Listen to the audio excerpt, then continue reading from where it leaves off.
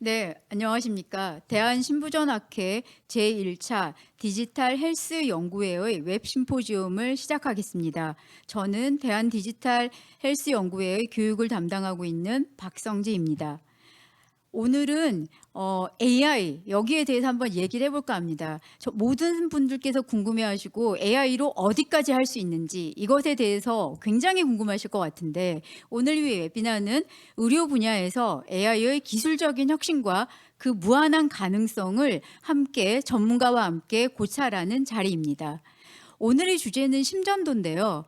대부분의 여러분들께서는 심전도만으로 심장 질환을 예측할 수 있다고 생각하십니다. 하지만 현재 발전된 기술을 통해서 심전도를 가지고 빈혈, 성별, 그리고 심장 이외의 엄청 많은 질환까지 진단을 할 수 있다고 합니다.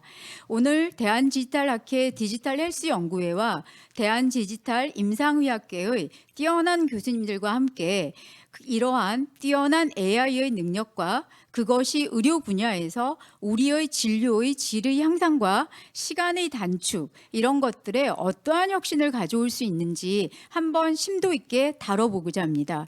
오늘 좌장을 맡아주신 분은 대한디지털 헬스 연구회의 회장님이신 최동주 교수님이십니다. 안녕하십니까. 소개받은 최동주입니다. 저는 근무는 분당서울대학교 병원 순환기내과 심장센터에서 하고 있고요. 현재 대한신부전학회 디지털 헬스 연구회 회장을 맡고 있습니다. 동시에 대한 디지털 임상의학회 회장도 맡고 있습니다. 일을 많이 하는 것 같지만 실제로 많은 일을 하는 건 아니고요.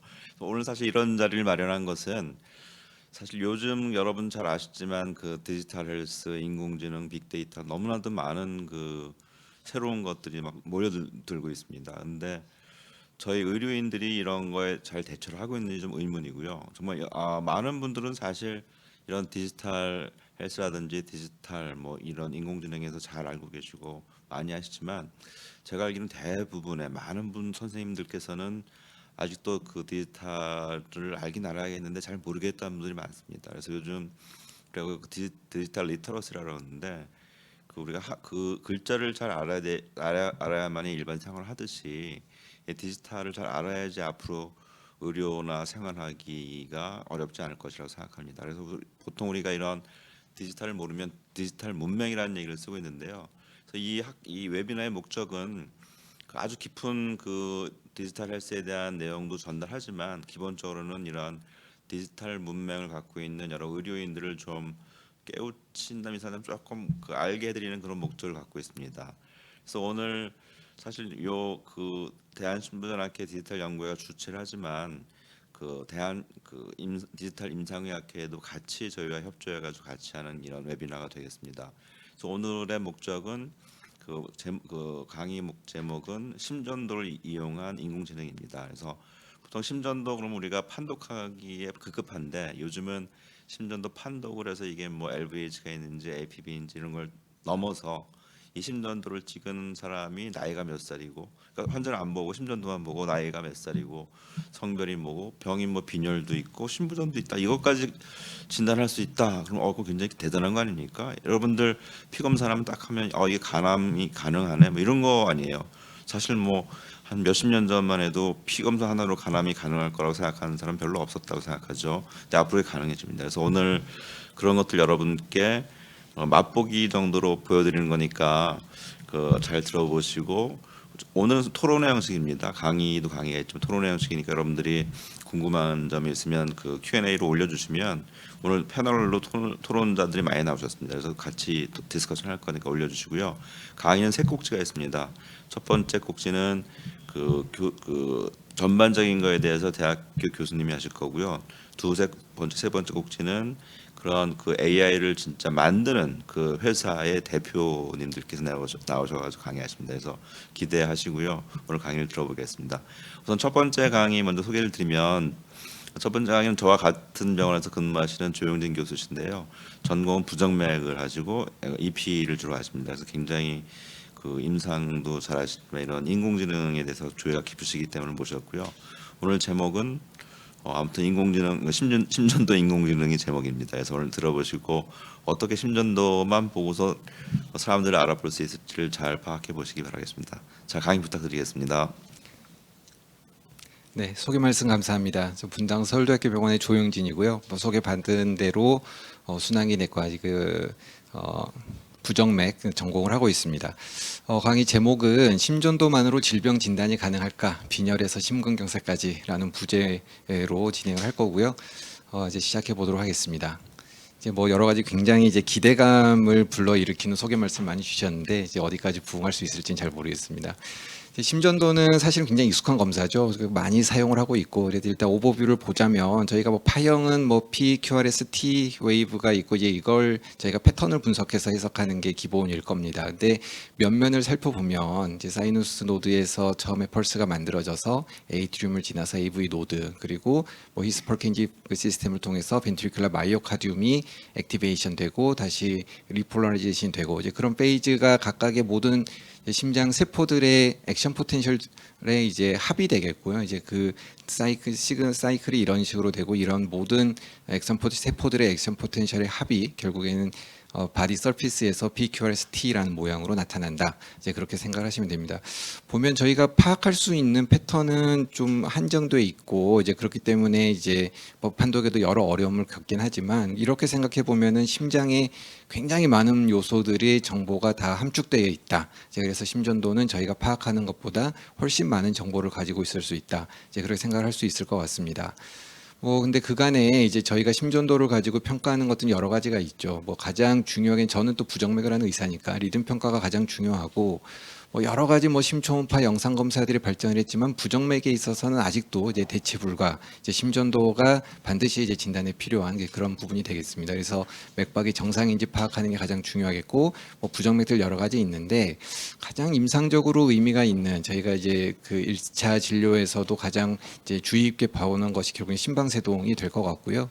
뭐 심방 심실의 확장 비대의 소견들 관찰되고 있고 뭐 하혈성 심질환에서도 이제 심전도 변화가 있고 이에 따라서 이제 진단하는데 결국에는 또 임상에서는 가장 놓치지 않고 빨리 진단을 해야 되는 스테미가 가장 중요한 부분이 되겠습니다. 전해질 이상 심낭 질환에서도 심전도 변화들이 있는데 뭐 여러 가지들에서 심전도 변화가 다 일어나긴 하는데 결국에는 짚어드렸던 심방세동과 스테미가 현재로서는 가장 이제 중요한 활용 방안 중에 하나가 되지 않을까라고 생각하고 나머지 부분에 있어서는 여러 가지 영상 검사나 다른 검사들이 많이 대체를 하고 있는 이제 실정이 되겠습니다. 리듬 진단은 사실은 뭐 그 패턴을 인식해 가지고 저희가 진단을 해야 되는데 어렵죠. 이제 오독도 많고 제가 EP를 부정맥을 전문으로 하고 있는데도 어려울 때가 있는데 어쨌든 뭐 기계 판독은 굉장히 부정확하고 그런데 그러한 것들을 AI가 일부 이제 기존에 저희가 하던 일들을 조금 더 이제 도움을 줄 수 있는 이제 그런 결과들을 보여주고는 있는데 뭐 오늘 뭐 얘기할 건 이걸 넘어서서 이제 다른 부분들에 대한 이야기를 할 겁니다. 이제 빈혈에서 이제 심근경색까지라고 그 제목을 받았으니까 빈혈에서 시작을 해볼 텐데 이제 빈혈은 저희가 심전도로 진단하는 질병은 아니죠. 그렇지만 빈혈이 심하면 헤모다이나믹에 영향을 미치고 이제 그게 심전도로 반영은 될 수 있을 겁니다. 이제 뭐 이런 논문들이 있는데 빈혈이 심하면 당연히 타키카디아가 생기고 ST 디프레션 같은 소견과 LVH가 생기고 이런 부분들이 나타난다고 하는데 논문을 보고 깜짝 놀랐습니다. 그룹 1은 헤모글로빈이 1, 2밖에 안 돼요. 이 정도 시비어 아네미아와 마일드 아네미아에서 이런 소견들이 보인다. 그래서 저희가 심전도에서 이런 변화가 보인다고는 알고는 있고 충분히 이해는 할 수 있는데 그러면 심전도가 어느 정도 변화가 있으면 헤모글로빈 레벨이 어느 정도냐? 뭐 잘 알지는 저희가 그렇게 쓰고 있지는 않죠. 그리고 뭐 일견으로는 저희가 뭐 아네믹 뭐 컨정티바 그렇게 저희가 피지컬 리그잼에 쓰고는 하는데 이런 것들을 뭐 넌 인베이시브하게 체열 검사를 하지 않고 이걸 사진을 찍어가지고 분석하는 이런 식도 지도가 되는데 어떻게 보면 일견 비슷할 수도 있을 것 같습니다. 그래서 옆에 저희 그 권준명 대표님 이 논문을 이런 걸 썼는데 그래서 11리드 심전도를 가지고 이제 저희가 뭐 이런 소견들이 있다고 얘기를 할 수는 있지만 그걸 AI로 훈련을 시켰더니 실제로 헤모글로빈 레벨을 잘 예측을 할 수 있더라라고 이제 발표를 했었고요. 코릴레이션 값이 R이 0.85니까 굉장히 정확도가 높습니다. 그리고 이제 11리드 몇 가지 피처만 뽑은 게 아니라 11리드 전체 시그널을 가지고 했을 때 AUC가 0.85 정도를 보이고 있습니다. 뭐 이런 식으로 제가 활용할 수 있는데 뭐 사실은 뭐 이걸로 확진할 건 아니죠. 그렇지만 저희가 일부 이제 시간이 부족하거나 아니면 검사 장비가 부족할 때 심전도로 어느 정도 예측을 할 수 있다. 그 정도 의미가 될 것 같습니다. 심전도는 아까 말씀드린 대로 여러 가지 정보를 포함하고 있기 때문에 사실은 남녀 성별에 대한 정보도 어느 정도는 포함되어 있고 이에 대해서도 이미 사실은 어느 정도 알고 있는 바입니다. 남녀 마이오카디움에서 이제 이온 채널의 분포가 좀 다르다는 건 알고 있었고 그래서 뭐 심전도 모양을 대표적으로 이제 뽑자면은 남자와 여자가 이런 식으로 보이는데 이제 기술을 하자면 사이언스 레이트가 여자가 좀 빠르고 P 웨이브가 좀 크고 짧고 PR이 짧고 뭐 이런 변화들이 있습니다. 뭐 젊은 남자에서 찍어보면 ST 세그먼트 이렇게 좀 올라가는 듯이 보이면서 뭐 얼리 리폴이 정말 의미 있는 ST 엘리베이션과 이제 구별하는 이제 그런 것들이 심전도 판독할 땐 또 한 가지 포인트가 보통은 되는데 이런 것도 이제 남녀 차이가 좀 어느 정도 반영된 이제 그런 결과라고 볼 수 있겠죠. 근데 마찬가지로 우리가 남자 심전도 여자 심전도 이렇게 차이가 있을 수 있다고는 하지만 저희가 봤을 때는 사실은 이렇게 생긴 여자도 있을 수 있고요. 이렇게 생긴 남자도 있을 수 있는 게 아닌가라고 생각하기 때문에 자신 있게 이건 남자 심전도다 여자 심전도라고 얘기는 하지는 못합니다. 하지만 이런 피처들을 가지고 분석을 했을 때는 이렇게 뭐 정확도가 높진 않지만 놀랍게도 AI에다가 훈련을 시켰을 때는 정확도가 이제 AUC가 0.97에 육박하니까 이게 굉장히 높은 정확도로 이게 남자 심전도인지 여자 심전도인지 구별을 할 수 있게 됩니다. 이게 뭐 어떤 의미가 있는지 임상적인 의미는 조금 더 이제 좀 찾아봐야겠지만 이제 이런 정보들을 좀 정확하게 저희가 일부 이제 차이가 있을 수 있는 것들을 실제로 높은 정확도로 잘 구별을 한다는 의미가 있을 것 같고요.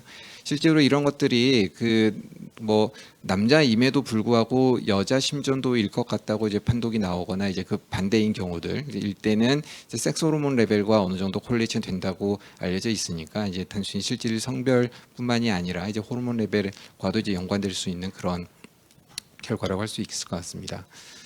이제 서두에서 소개 말씀 주신 것처럼 이제 심전도를 가지고 나이를 예측할 수 있습니다. 저희가 나이 든 그러니까 그 이제 노인의 심전도와 이제 젊은 사람의 심전도도 보면은 어느 정도 구별은 되죠. 이제 그리고 이게 뭐 이제 챔버가 좀 커지기도 하고 STT 그 체인지도 넌 스페시픽하게 변하고 하니까 봤을 때 어느 정도 얼추 이제 좀 차이가 있다는 거는 이해도 하고 있고 저희가 알고는 있지만 그렇다고 저희가 심전도를 보고 나이가 얼마인지는 알 수는 없는데 알지는 못하는데 실제로 보면은 콜레이션 굉장히 잘 되고 이제 이제 예측력이 높은 걸로 알 수 있습니다. 그리고 뭐 청, 중, 장년층, 노인 인구까지 이렇게 카테고리컬하게 봤을 때 콜레이션은 굉장히 좋고요.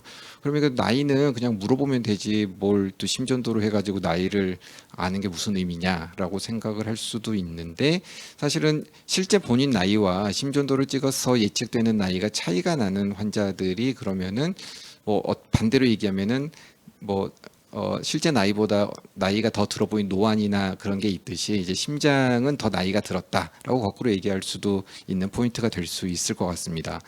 그래서 그리고 또 그 사람에서 자기 실제 나이보다 이제 그 이런 식으로 ECG로 예측된 나이가 차이가 나는 것도 한 가지 포인트지만 한 사람이 계속 시리얼하게 한 20년 정도 심전도를 쭉 모아놓고 봤을 때 이건 아마 이 부등호가 좀 잘못된 것 같은데 이제 실제 이제 나이가 이렇게 들어간 것과 심전도로 예측한 나이가 늘어나는 속도가 만약에 이제 심전도 예측한 나이가 더 빠르게 증가하면 심장 노화가 실제 노화보다는 좀 가속화되고 있다. 뭐 좀 술 담배를 많이 했거나 뭐 그랬을 수 있겠죠. 이제 반대의 경우에는 관리가 잘 되고 있다. 뭐 그런 식의 하나의 지표가 될 수도 있을 것 같습니다. 실제로 이제 그 심전도로 예측한 나이와 본인 실제 나이를 봤을 때 7살 이상 차이 나는 이제 그런 사람들을 봤을 때 뭐 당뇨, 고혈압, CKD, MI 저희가 생각할 수 있는 여러 가지 카디오베스큘라 디지즈의 인시는 훨씬 더 높은 걸로 알 수 보이고 있고요. 그것 말고도 이제 저희가 실제로 이제 심장에서 심전도로 판독하는 여러 가지 이상 소견들, 그러니까 AF라든지 뭐 VPC, 뭐 레프트 에이트리얼 인라지먼트 이제 그런 것들도 실제 나이보다 심전도 예측 심장 나이가 더 많을 경우에 더 높은 비율을 보이고 있는 것을 알 수 있습니다. 이건 뭐 오픈 데이터셋에서 이제 실제로 그러면 이렇게 심장 나이가 본인 실제 나이와 차이가 많은 사람들이 이제 아웃컴이 나쁜가를 검정을 해봤을 때 뭐 실제로 이제 본인 실제 나이보다 심전도 나이가 더 7살 이상 많게 나온 사람들이 이제 올코즈 모탈리티가 더 많은 이제 그런 결과들도 레포트된 적이 있습니다. 뭐 이건 이제 미국에서 이제 미네소타 주의 이제 코호트 스터디인데 마찬가지로 봤을 때 심전도에서 예측된 나이가 많으면 많을수록 올코즈 모탈리티의 리스크가 훨씬 더 올라가는 이제 그런 그래프를 볼 수 있으니까 이게 뭐 실제 나이야 뭐 당연히 물어보면 되지만 이제 심전도로 예측한 나이가 그 사람의 이제 심장의 건강도를 어느 정도 이제 반영을 하고 있는 수치다. 이제 그런 것들이 하나의 관리의 대상이 되고 지표가 되는 이제 그런 결과들이라고 생각할 수 있겠습니다. 뭐 심전도로 저희가 뭐 이상이 나타난다고 잘 알고는 있지만 또 진단을 이걸로만은 하지 않는 게 이제 전해질 이상이죠. 특히 이제 그 중에 가장 페이탈한 것 중에 하나가 이제 하이퍼칼레미아가 되는데 뭐 48세 남자 환자 ESRD 환자인데 보면은 뭐 이렇게 보면은 이게 하이퍼큐톨틴가라고 싶기도 하지만 어쨌든 이제 그 하이퍼칼레미아 때 이제 T웨이브가 이렇게 뾰족하고 크게 보이는 이런 변화들을 관찰할 수 있고 투석하고 좋아졌을 때 이런 게 좀 좋아지는 이런 모습들을 저희가 보고 실제로도 심전도를 봤을 때 활용을 하고는 있기는 합니다. 근데 어느 정도일 때 뭐 포타슘 레벨이 어느 정도인지 그렇게 보고 있지는 않죠.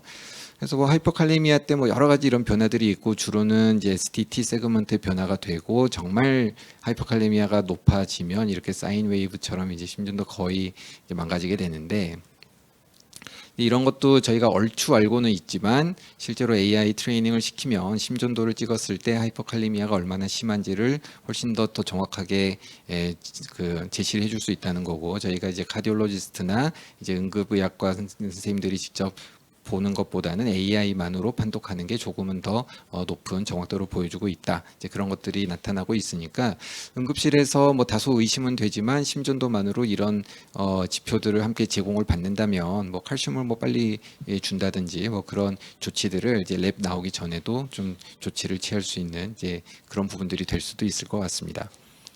뭐 찾아보다 보니까 이런 것도 있는데 이걸 뭐 모르겠습니다. 이게 심전도에서 변화가 있을 수는 있겠죠. 뉴모소락스가 조그맣게 있을 때는 뭐 차이는 없겠지만 이 정도 뉴모소락스가 양이 많고 만약에 텐션 뉴모소락스면 심장 위치도 변할 테니까요. 뭐 그런 것들이 헤모다이내믹 영향도 주고 하니까 변할 수 있다는 게 이해는 되는데 이걸로 저희가 사실 이것까지 진단을 해야 되나 하는 건 개인적으로 좀 의문은 있습니다. 그래도 AI 트레이닝 시켜봤더니 뭐 좀 결과는 좋더라라는데 이제 사실은 뭐 이 정도 되면 사실 엑스레이에서 놓칠 수가 없는 뉴모소락스일 것 같고요. 이제 소량의 뉴모소락스에서도 이 정도 변화가 있고 이거를 이 정도의 진단력을 보여줄 것인가 뭐 개인적으로는 좀 의문은 있지만 여러 가지 이제 시도들이 되고 있다 그렇게 이해를 해주시면 좋을 것 같습니다. 아까 패널에 임수 교수님 들어가기 전에 잠깐 봤는데 어쨌든 당뇨도 헤모글로빈 A1C 레벨도 심전도로 이제 트레이닝 시키면 어느 정도 예측할 수 있다.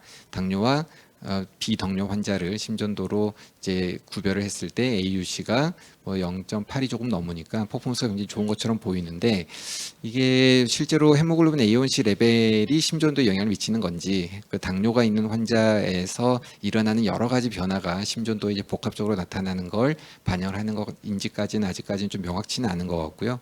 어쨌든 그렇지만 어느 정도 이제 심전도를 가지고 당뇨가 있냐 없냐 정도를 얼추 이제 구별을 그러니까 짐작해 볼 수 있는 이제 그 정도는 제시해 줄 수 있을 것 같습니다. 뭐 이걸로 이제 확진을 한다 그러면은 이제 그런 활용도는 좀 떨어질 것 같고요. 그래서 이제 뭐 심장 질환 말고 여러 가지 다른 걸 다 이제 진단할 수 있는 재밌는 방법들이 있다고 소개는 받았지만 사실은 뭐 쭉 얘기 들어보시면 아시겠지만 그래도 결국엔 심전도는 이제 심장 질환을 위한 툴이 아닌가라는 건 제 개인적인 그런 생각을 가지고 있고 이제부터 좀 본격적으로 이제 심장 질환에 대한 말씀들을 좀 나눠볼까 생각합니다.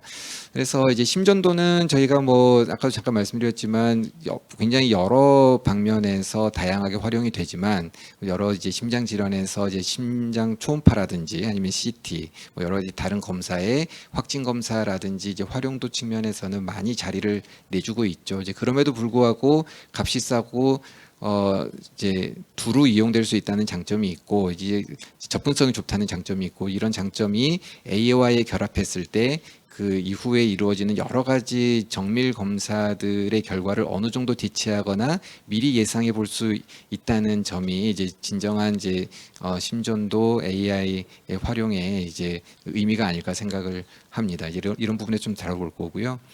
그래서 뭐 그 중에서도 가장 중요한 건 그래도 그러니까 심근경색이죠. AMI, 어큐 MI인데 뭐 이걸 AI를 활용해서 심전도를 활용해서 진단하려고 한 노력은 되돌아보니까 1997년부터 있었습니다. 이제 뉴럴 네트워크 통해서 AMI를 진단했더니 뭐 펌프성이 괜찮더라라는 게 이때부터 좀 발표가 되기 시작했는데 뭐 저희 병원에서도 이제 AI 트레이닝을 해가지고 스테미 진단을 봤더니 뭐 이제 응급실이나 아니면 카디올로지스트가 컨택을 받고 진단하는 것과 못지않은 이제 성적을 보여주고 있고요.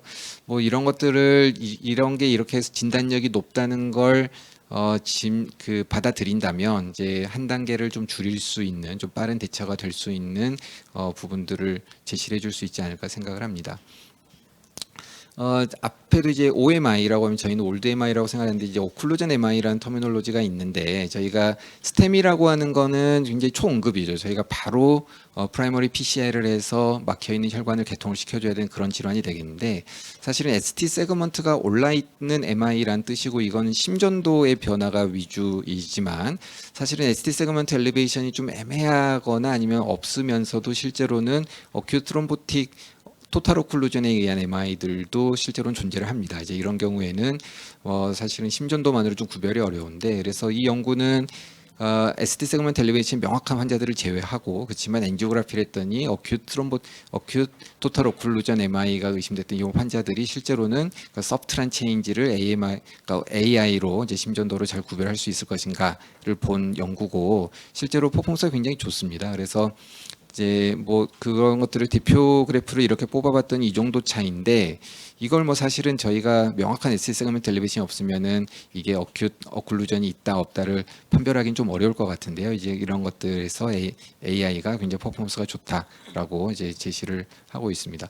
뭐 이런 자료들이 결국에는 아까도 잠깐 말씀드렸듯이 빠른 대처가 필요한 환자군에서 이제 어차피 저희가 의사의 버금가는 퍼포먼스를 보이거나 아니면 일부 영역에서는 의사보다 조금 더 나은 퍼포먼스를 보이고 있다면 이제 EMS 시스템에서부터 바로 의사의 컨펌을 받고 캐슬랩 액티베이션 시키는 게 아니라 바로 AI 분석을 하고 캐슬랩 액티베이션을 시킴으로써 이제 환자 진료에 드리는 시간을 이제 딜레이를 좀 줄일 수 있는 이제 그런 줄일 수 있지 않을까 하는 그런 제안들이 최근에 이루어지고 있습니다.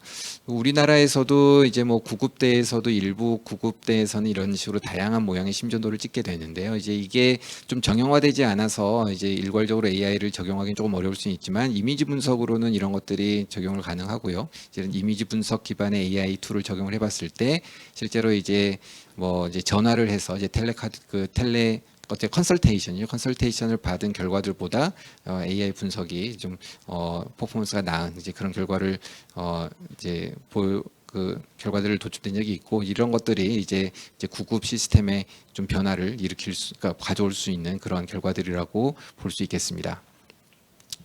뭐 앞서 잠깐 말씀드렸던 그 명확한 스테미 말고 좀 애매한 오클루전 MI 같은 경우 이제 이런 뭐 티미 스코어든 뭐 그레이 스코어든 뭐 여러 가지 리스크 스트래티피케이션을 하겠지만 그거 말고 이제 심전도를 가지고 이제 분석을 하게 되면 뭐 이제 시뮬레이션 해봤을 때 이제 실제로 토탈 오클루전이 있었던 환자가 이제 59명에서 이제 100명 정도로 어쨌든 그 훨씬 더 놓치는 환자를 줄이는 이제 그런 결과를 보여줄 수 있었다는 것까지 앞선 논문에서는 제시를 하고 있으니까 저는 AI가 좀 응급 환자들 진료에 큰 도움이 될 수 있을 것으로 생각을 할 수 있겠습니다.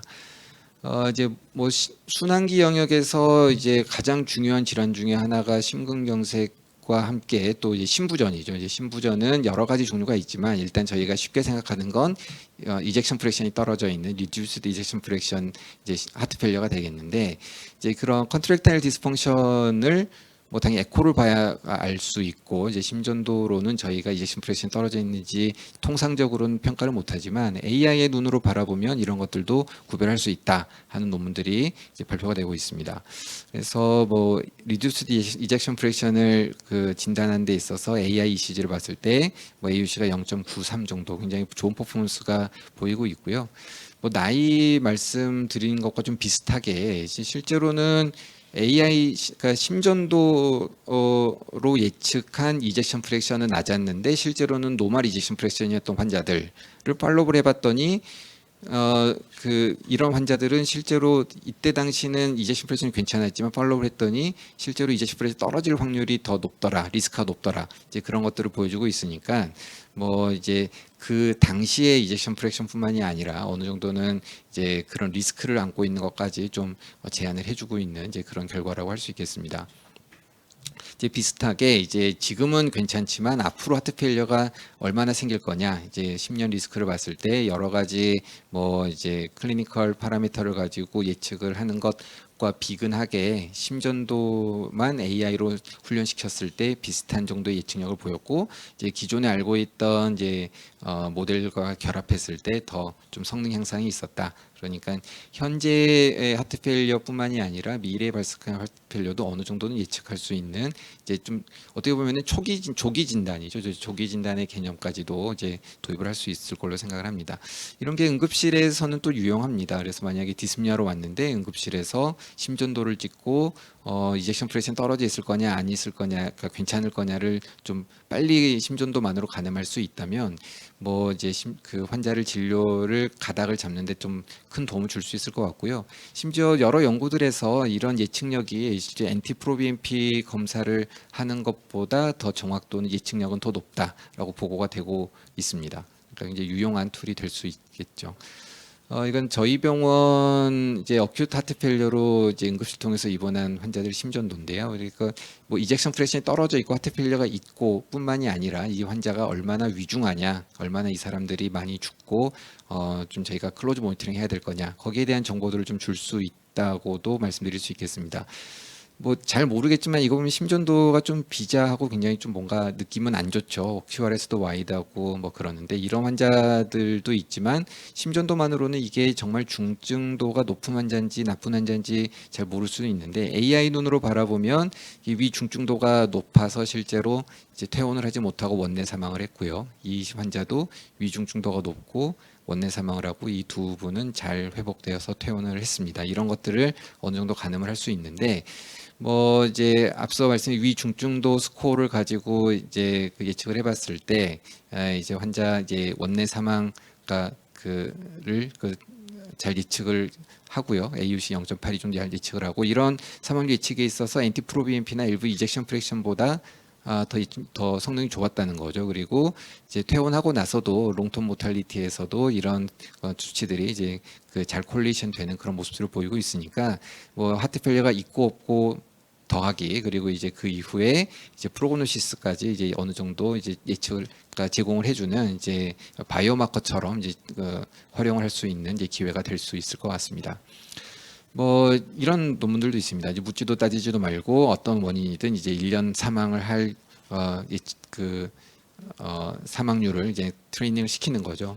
생각보다 잘 맞습니다. 이제 심전도 하나만 가지고 이제 환자가 뭐 여러 가지 다른 거 없이 이제 심전도 하나만 가지고 그냥 뭐 모탈리티만 가지고 트레이닝을 시키면 실제로도 AUC가 0.8 후반대까지 이제 뭐 이제 몇 가지 이제 에이지, 섹스까지 포함을 시키면 이제 퍼포먼스를 보이고 있으니까 뭐 이런 식으로도 이제 환자의 예후를 어느 정도 예측할 수 있는 이제 그런 결과들을 보여주고 있습니다.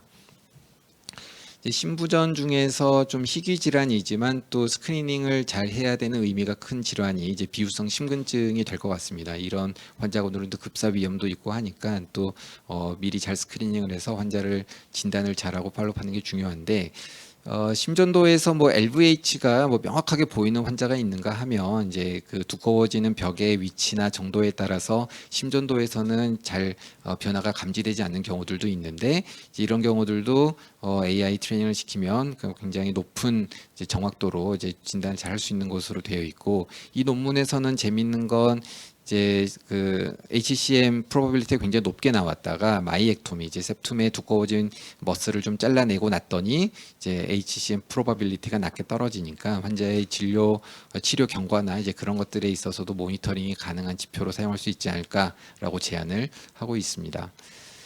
이제 뭐 이제 마지막 단락 정도 될 것 같은데요. 이제 저는 이제 부정맥 하는 의사니까 이제 부정맥에도 이제 AI가 어떤 식으로 적용할 수 있을지 관심이 되는데, 이제 부정맥 질환의 가장 어려운 점 중에 하나는 이제 파록시스마라는 네이처인 거죠. 에피소딕하다는 건데 아무리 심전도를 찍어도 괜찮은데 환자는 증상이 있을 때만 부정맥이 나타나는 그런 경우들이 있고 대표적인 질환 중에 하나가 PSVT가 되겠습니다. 근데 뭐 사이너스 리듬의 심전도를 가지고 이제 PSVT가 이제 있을 거냐 뭐 해서 이제 훈련시켜 봤더니 꽤 높은 확률로 이제 진단 그 PSV 언더라잉 PSVT를 예측할 수 있다 하는 논문들도 발표가 됐었고요. 근데 뭐니 해도 임상적으로 가장 의미가 있는 건 이제 결국엔 이제 뭐 그 심방세동일 겁니다. 심방세동은 진단을 잘해서 리스크 이밸루에이션을 하고 스트로크가 생기지 않도록 엔티코얼션을 잘 해야 되는 병이니까 이거를 숨어 있는 심방세동을 잘 진단하는 게 굉장히 중요한데 이것도 사이누스 리듬 심전도를 가지고 트레이닝을 시키면 예측할 수 있다고 이제 2029년도에 발표가 됐었고요. 이제 뭐 어디가 그러면은 중요하게 작용을 하냐? 뭐 당연히 뭐 어떻게 보면 레프트 에이트리움이 영향을 미치는 뭐 P웨이브나 이런 부분들이 이제 주된 이제 평가 부분이 되는 것으로 알려져 있습니다. 이제 그러면 뭐 이거를 그 어떤 식으로 활용을 하냐? 사이누스 리듬 심전도를 찍어서 히든 AF가 있을 걸로 예상이 되는 환자들을 이제 좀 더 패치를 많이 붙이고 어쨌든 검사를 많이 해서 이제 진단을 더 많이 해야겠다는 거죠. 그래서 한 30일 정도 패치를 붙여서 검사를 해봤을 때 이제 AF 리스크 스코어가 높은 환자들이 실제로 이렇게 30일 모니터링했을 때 AF 진단율이 높더라. 그러니까 누구한테 패치를 붙이고 한 번 붙이는 게 아니라 누구한테 두 번, 세 번을 붙여서라도 더 꼼꼼하게 체크를 해야 되냐. 이제 그런 것들에 대한 가이드를 주는 게 결국에 사이누스 리듬에서 AF 리스크 스코어가 되겠다고 생각을 할 수 있을 것 같습니다. 저희 병원에서도 이제 그 김종희 교수님이랑 같이 이런 그 트레이닝을 좀 시켜봤고요. 그래서 그 어떤 환자가 그러면 그 중에서도 이제 어떤 환자가 특히 더 꼼꼼하게 높은 프리밸런스, AF 프리밸런스가 있으니까 꼼꼼하게 더 체크를 해야 되냐. 이제 결국에는 스트로크가 발생을 했고 찍었더니 엠볼릭 스트로크이고 심장에서 스롬부스나 뭐가 떨어져 나가서 스트로크가 생겼을 것 같은데 그러면 뭐 여러 가지 검사할 때 실제로 여기에 스롬부스가 발견되지는 않고 여러 가지 스토리상 AF가 있었다고 하면 모든 게 다 맞아 떨어지는 그렇지만 아무리 검사해도 AF가 아직까지는 발견되지 않은 이제 그런 환자가 엠볼릭 스트로크 undetermined uncertain source 뭐 이제 그런 이제 이수스 환자라고 정의가 되고 이런 환자에서는 AF만 있으면 모든 스토리가 맞아 떨어지기 때문에 AF를 진단하기 위해서 모든 노력을 다 기울입니다. 홀터도 하고 뭐 3일 동안 입원한 동안에 모니터링도 하는데 그래도 안 되면 이런 루프 레코더라고 하는 이제 피부 아래에 삽입하는 장치를 넣고 심전도를 계속 컨티뉴어스 모니터링을 2, 3년에 걸쳐서 하게 되는데 넣고 나면은 이렇게 이리굴러리 한 그 구간이 발견되면서 AF가 진단이 되는 경우들이 있고 4개 병원에서 이런 루프 레코더를 삽입한 환자들을 한 400명 정도를 모아서 봤더니 이제 실제로 1시간 이상 지속된 AF가 진단된 환자가 한 7% 정도가 되고 이런 환자들을 베이스라인 사이누스 ECG를 가지고 예측할 수 있을 것인가를 살펴봤을 때 이제 뭐 심전도만 가지고 봤을 때 0.8 AUC 0.8 정도의 이제 6개월 이내 이벤트를 예측했을 때 이 정도 결과를 보여주고 있고요. 실제로 어느 일정 컷오프 밸류를 가지고 봤을 때 이제 하이 AF 리스크 스코어를 가진 사람들이 실제로 이렇게 AF가 루프 레코드에서 많이 진단된 이제 그런 것들을 볼 수 있으니까 그래서 그 뭐 어떤 환자에서 어느 정도의 모니터링 수준을 권하고 어디까지 체크를 할 것인가 이제 그런 것들에 대해서 어느 정도 가이드를 줄 수 있는 이제 그런 수치들을 제시를 할 수 있을 거라고 생각합니다. 그래서 오늘 이제 AI를 심전도를 가지고 AI 분석을 했을 때 어떤 활용도가 있을 것인지 간단히 살펴봤고요. 이제 주로는 오늘 말씀드린 내용은 다 11리드 심전도에 대한 내용이긴 한데 사실은 뭐 중간에 잠깐 말씀드린 패치도 있고 요즘은 애플워치 뭐 여러 가지 이제 심전도를 낀 툴들이 많이 있잖아요. 이제 이런 것들이 이제 또 녹아 들어왔을 때 더 확장성이 있을 걸로 생각이 되고 저희가 뭐 계속 말씀드리지만 결국에는 확진 그리고 이제 환자를 확실하게 치료하는 데는 뭐 초음파라든지 CT, MRI 같은 저 여러 가지 정밀 검사들이 당연히 동원이 돼야겠지만 어떤 환자들에서 이런 검사들을 활용을 할 건지 어느 수준의 이제 검사들을 활용할 건지 그런 것들을 이제 스크리닝을 하고 이제 짐작을 하고 이제 계속해서 반복적으로 팔로우를 하면서 관리를 하고 이제 그런 측면에서 이런 AI와의 심전도 결합했을 때 이제 많은 그 의미가 있을 것으로 생각을 합니다. 그래서 이제 정리를 하자면 이제 AI 심전도를 이제 뭐 심장 질환이 아닌 것들에 대해서도 어느 정도 이제 정보를 주는데 이제 나이와 성별 그리고 아네미아, 일렉트로닉 임발란스에 대해서 말씀을 드렸고요. 이것까지 봐야 되나 싶긴 하지만 어쨌든 뉴모소락스나 당뇨까지도 이제 어느 정도 심전도에 반영을 되는 것으로 여러 논문들에서 발표가 되고 있습니다. 제가 그래도 더 중요하다 생각하는 건 이제 결국에는 심장 질환에 대한 활용도인데 특히 AMI 저희가 스테미 말고도 이제 ST 세그먼트 엘리베이션이 다소 불분명한 토탈 오클루전 MI를 사람보다는 훨씬 더 정확하게 볼 수 있을 것 같고 이제 이런 측면에서 이제 응급 환자들 진료에 많은 도움이 되지 않을까 이제 좀 기대를 해볼 수 있을 것 같고요. 하트페일리어 환자에서 LV 디스펑션이 있는지 좀 빠르게 짐작해 볼 수 있는 부분이 있는가 하면 그리고 미래의 하트페일리어 그리고 이제 그 하트페일리어 환자들의 프로그노시스까지 어느 정도 이제 위험도를 제시해 줄 수 있는 바이오마커로서의 역할을 하고 있다 할 수 있겠다라고 말씀드릴 수 있겠습니다. 하이퍼트로픽 카디오마이패시 이제 스크리닝에 도움이 될 수 있을 걸로 생각이 되고 그리고 이제 파록시스마란 에피소드를 가지고 있는 부정맥들을 좀 더 모니터 이제 좀 더 잘 짐작해 보고 이제 리스크를 제시해 줄 수 있는 이제 그런 활용도가 있을 것 같습니다. 네, 경청해 주셔서 감사합니다. 네, 수고 많으셨습니다. 우리 조영진 교수께서 강의를 쭉 하셨는데요. 인공지능 갖고 뭐 나이도 알아내고 성별도 알아내고 질병까지 진단하는데 그걸 듣고 지금 들어와 계신 청중께서 반응이 두 가지로 생각합니다. 하나는 야 대단하다, 정말 좋은데 또 한쪽은 진짜요? 좀 믿을 수 있어? 이런 반응일 것 같아요. 그래서 근데 제가 제 생각을 말씀드리면 전에 한 5년 됐나요? 이세돌이 졌잖아요. 그 인공지능한테 알파고한테 졌는데 이세돌이 굉장히 똘똘한 사람이고 바둑을 제일 잘 두는 사람인데 졌어요. 그러면 인간이 인공지능을 당하기 앞으로 쉽지 않습니다. 어느 분이 그러더라고요. 포크레인하고 삽질 누가 시합해봐라. 누가 포크레인이 이기죠. 그래서 이겁니다. 지금 여러분들 인공지능 중에서 제일 믿을 만한 게 뭐예요? 개냐 고양이냐를 구별하는 인공지능들이 있잖아요. 그건 믿으세요?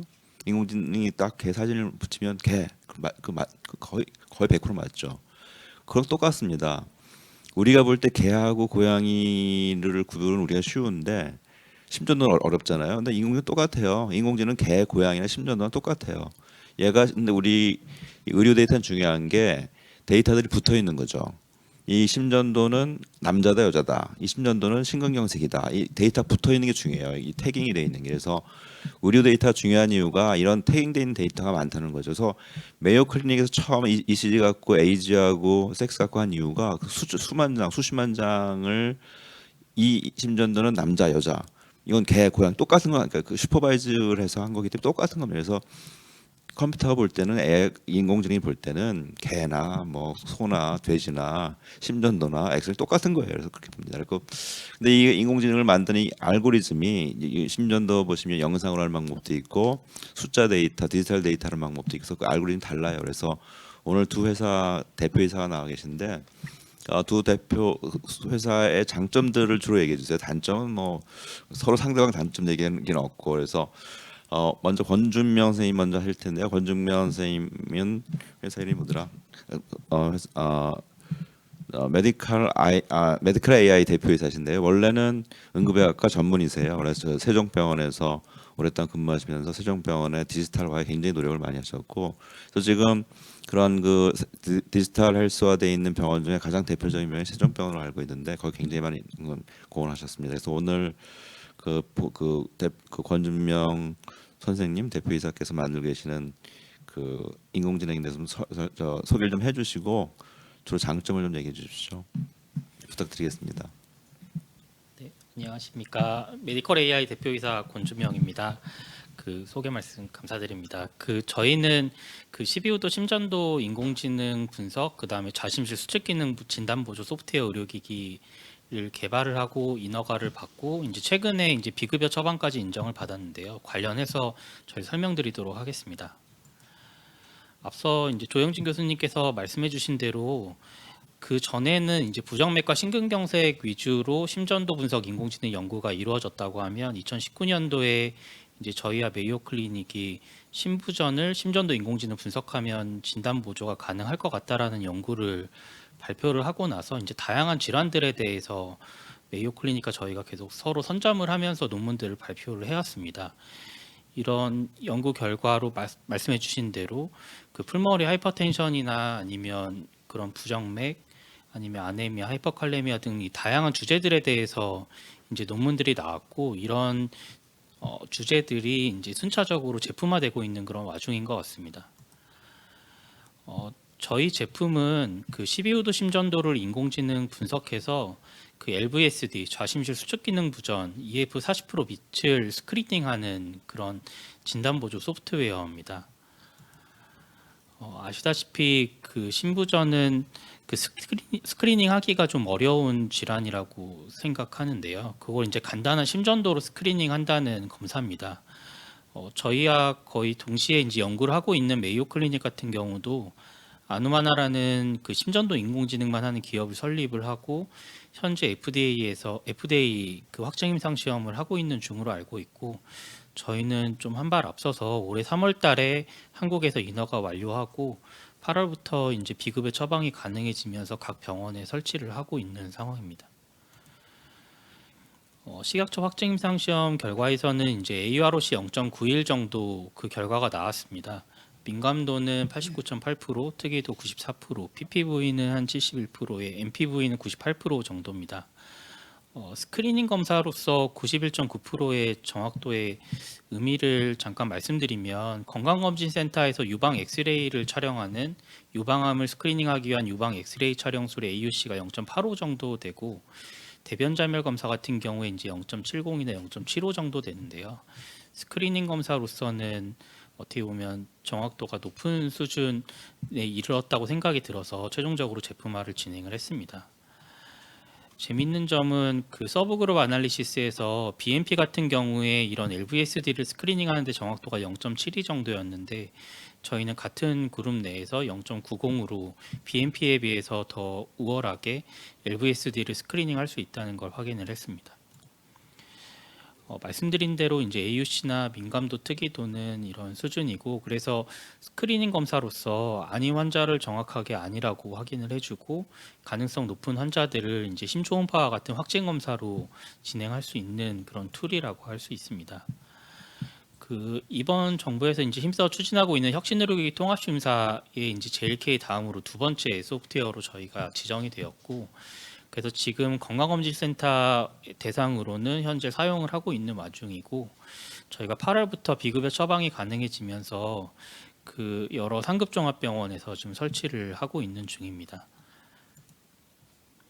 그 사용 방법은 저희가 최대한 편의성을 올렸습니다. 그 실제 병원에서 사용하고 있는 예인데요.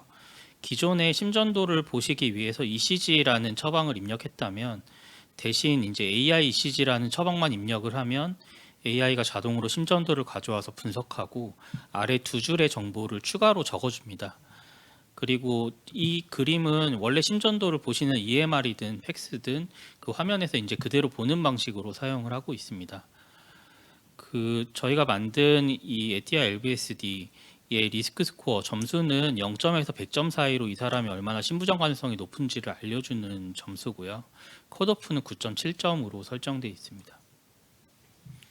몇 가지 케이스 말씀드려 보겠습니다. 45세 남자 환자분이고 EF 10%로 LVSD가 있는 환자였습니다. 이 환자 같은 경우에는 그 리스크 점수가 0점에서 100점 사이 중에 100점으로 하이 리스크로 확인됐던 환자고 제 흥미로운 부분은 이제 84세 여자 환자 보고 시비어 MR이 있어서 심전도 자체는 이제 비정상이었던 환자분입니다. 근데 이분은 LV 펑션은 노말이었던 환자분이고 그래서 리스크 스코어 자체는 0.1점, 그다음에 LVSD는 없다고 이제 결과가 나온 케이스입니다. 저희가 생각하는 활용 방향성은 바이오마커입니다. 단순히 있다 없다뿐만이 아니라 한 사람이 EF가 만약에 악화되면 점수가 올라가고 호전되면 점수가 이제 리스크 스코어가 떨어지는 형태로 팔로업이 가능한 바이오마커로서 활용하기 위해서 여러 연구들을 진행하고 있습니다. 얘는 37세 남자 환자 DCMP로 EF 13%에서 이전에 하트 TPL을 받았던 환자분인데요. 저희가 후양적으로 데이터를 넣어봤을 때 이 환자분이 어큐트 리젝션으로 저희가 EF가 떨어지면 스코어가 올라갔다가 호전되면 다시 점수가 나아지고, 또 스코어가 올라간 때 봤더니 이제 EF가 다시 떨어지는 이런 경향성도 같이 확인할 수 있었습니다. 말씀드린 대로 하나의 바이오마커로서 이게 단순히 하트 페일리어를 스크리닝하는, LVSD를 스크리닝하는 점수뿐 아니라 뭐 롱텀 모탈리티라던가 아니면 다른 하트 페일리어의 예후와 이게 어떻게 코릴레이션이 있는지 그런 연구들을 진행을 하고 있습니다.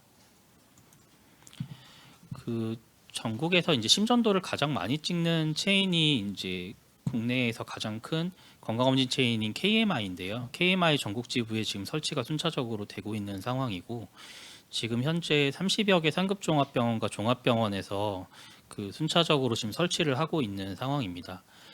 기존의 심전도가 7,000원 정도인데요. 제가 생각하기에는 심전도를 찍기 위한 의료진의 수고에 비해서 너무 낮은 금액인 것 같습니다. 그 심전도를 찍고 그 파일만 인공지능 분석하면 추가로 비급여 청구가 가능하기 때문에 많은 병원에서 관심을 가져주시는 것 같습니다. 현재는 그 초기 도입 비용 없이 저희가 전국에 설치를 하고 있고, 관심 있는 연구자분 계시면 최대한 빠르게 설치할 수 있도록 진행하겠습니다. 네, 이상입니다. 감사합니다. 감사합니다. 아주 짧게 하셨고요. 그 허가도 나왔고 이제 실제로 사용할 수 있는 의료기기화 된 거죠. 네. 수가가 없이 그냥 공짜로 주나요? 비급여 비급여로. 처방 가능합니다. 얼마 정도 합니까? 그러면? 그 의료기관에서 이제 결정하시기 나름이라서 저희가 조금 다양한 편차가 있는 것 같습니다. 좀 부유한데 보는 데는 많이 받고 이렇게 할 수도 있겠네요. 네, 맞습니다. 비급여 다음, 처방이라서. 그래서 아무튼 뭐 이런 것들이 나오면은 여러분들이 그 질문이 하나 있는데요.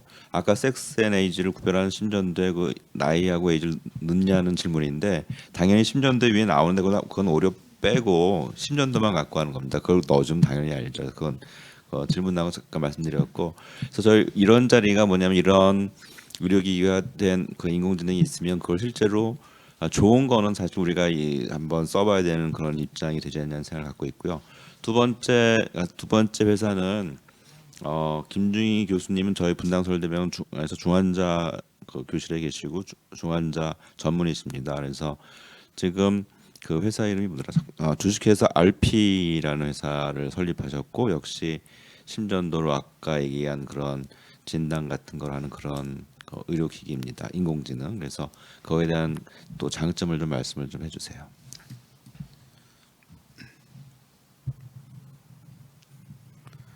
예, 안녕하십니까. 오늘 소개해 주셔서 감사합니다. 저는 이제 분당서울대병원 응급의학과에서 이제 부교수를 하고 있고 빅데이터 센터장도 함께 역임하고 있습니다. 주로 이제 연구하던 분야는 이제 중환자의학과 소생의학 분야인데요. 제가 이제 한 2년 전쯤에 주식회사 RP라고 창업을 했습니다. 그래서 저희가 이제 제공해드린 서비스는 기본적으로 이제 심전도를 이제 방금 전에 메디컬 AI의 이제 권준명 선생님께서 이제 발표해 주신 그런 종류의 이제 서비스이긴 한데 약간 좀 차이가 있습니다. 이제 저는 이제 항상 지금도 이제 응급실에서 계속 일을 하고 있고, 응급의학과 의사들이 사실 어떤 종류의 서비스가 필요할까 되게 고민을 해서 만든 제품인데요. 이름을 이렇게 붙였습니다. 그래서 이제 내 손 안의 전문의 ECG 버디 이렇게 해가지고 했고, 이제 이 ECG 버디라는 거 한마디로 그냥 한국말로 하면은 이제 심전도 친구라고 생각하면 되겠습니다. 그래서 이게 하는 것은 결국 이제 심전도를 이제 스마트폰이나 아니면 이제 뭐 개인화된 어떤 앱 같은 걸 사용을 해서 이제 심전도를 분석을 해주는 거죠. 그래서 핵심적인 걸 말씀드리면은 일단은 저희 분당서울대병원에 있는 내원하신 환자분들의 심전도 빅데이터로 훈련된 딥러닝 기반 인공지능이고, 심전도를 이제 찍거나 아니면 이제 컴퓨터 화면에 있는 것을 그냥 뭐 디텍션을 해가지고 분석을 하는 거죠. 그렇게 해서 분석을 해서 나오면은 10가지 바이오마커와 11가지 리듬을 분류할 수 있게 이렇게 만들어져 있습니다. 이제 응급실에 오는 환자들이 워낙에 이제 다양하고 특이한 환자들이 많기 때문에 저희는 환자들을 빠르고 그다음에 다면적으로 이제 평가를 할 필요가 있고, 그걸 통해서 이제 여러 가지 디퍼런셜 다이어그노시스를 만들고 먼저 빠르게 처리해야 되는 응급처치를 하고, 또 각 과에 이제 연락해야 되는 과들 빨리 전화해서 빨리 이제 진료가 이어지게 해주고, 이런 것들을 이제 목적으로 만들어진 소프트웨어라고 보시면 되겠습니다.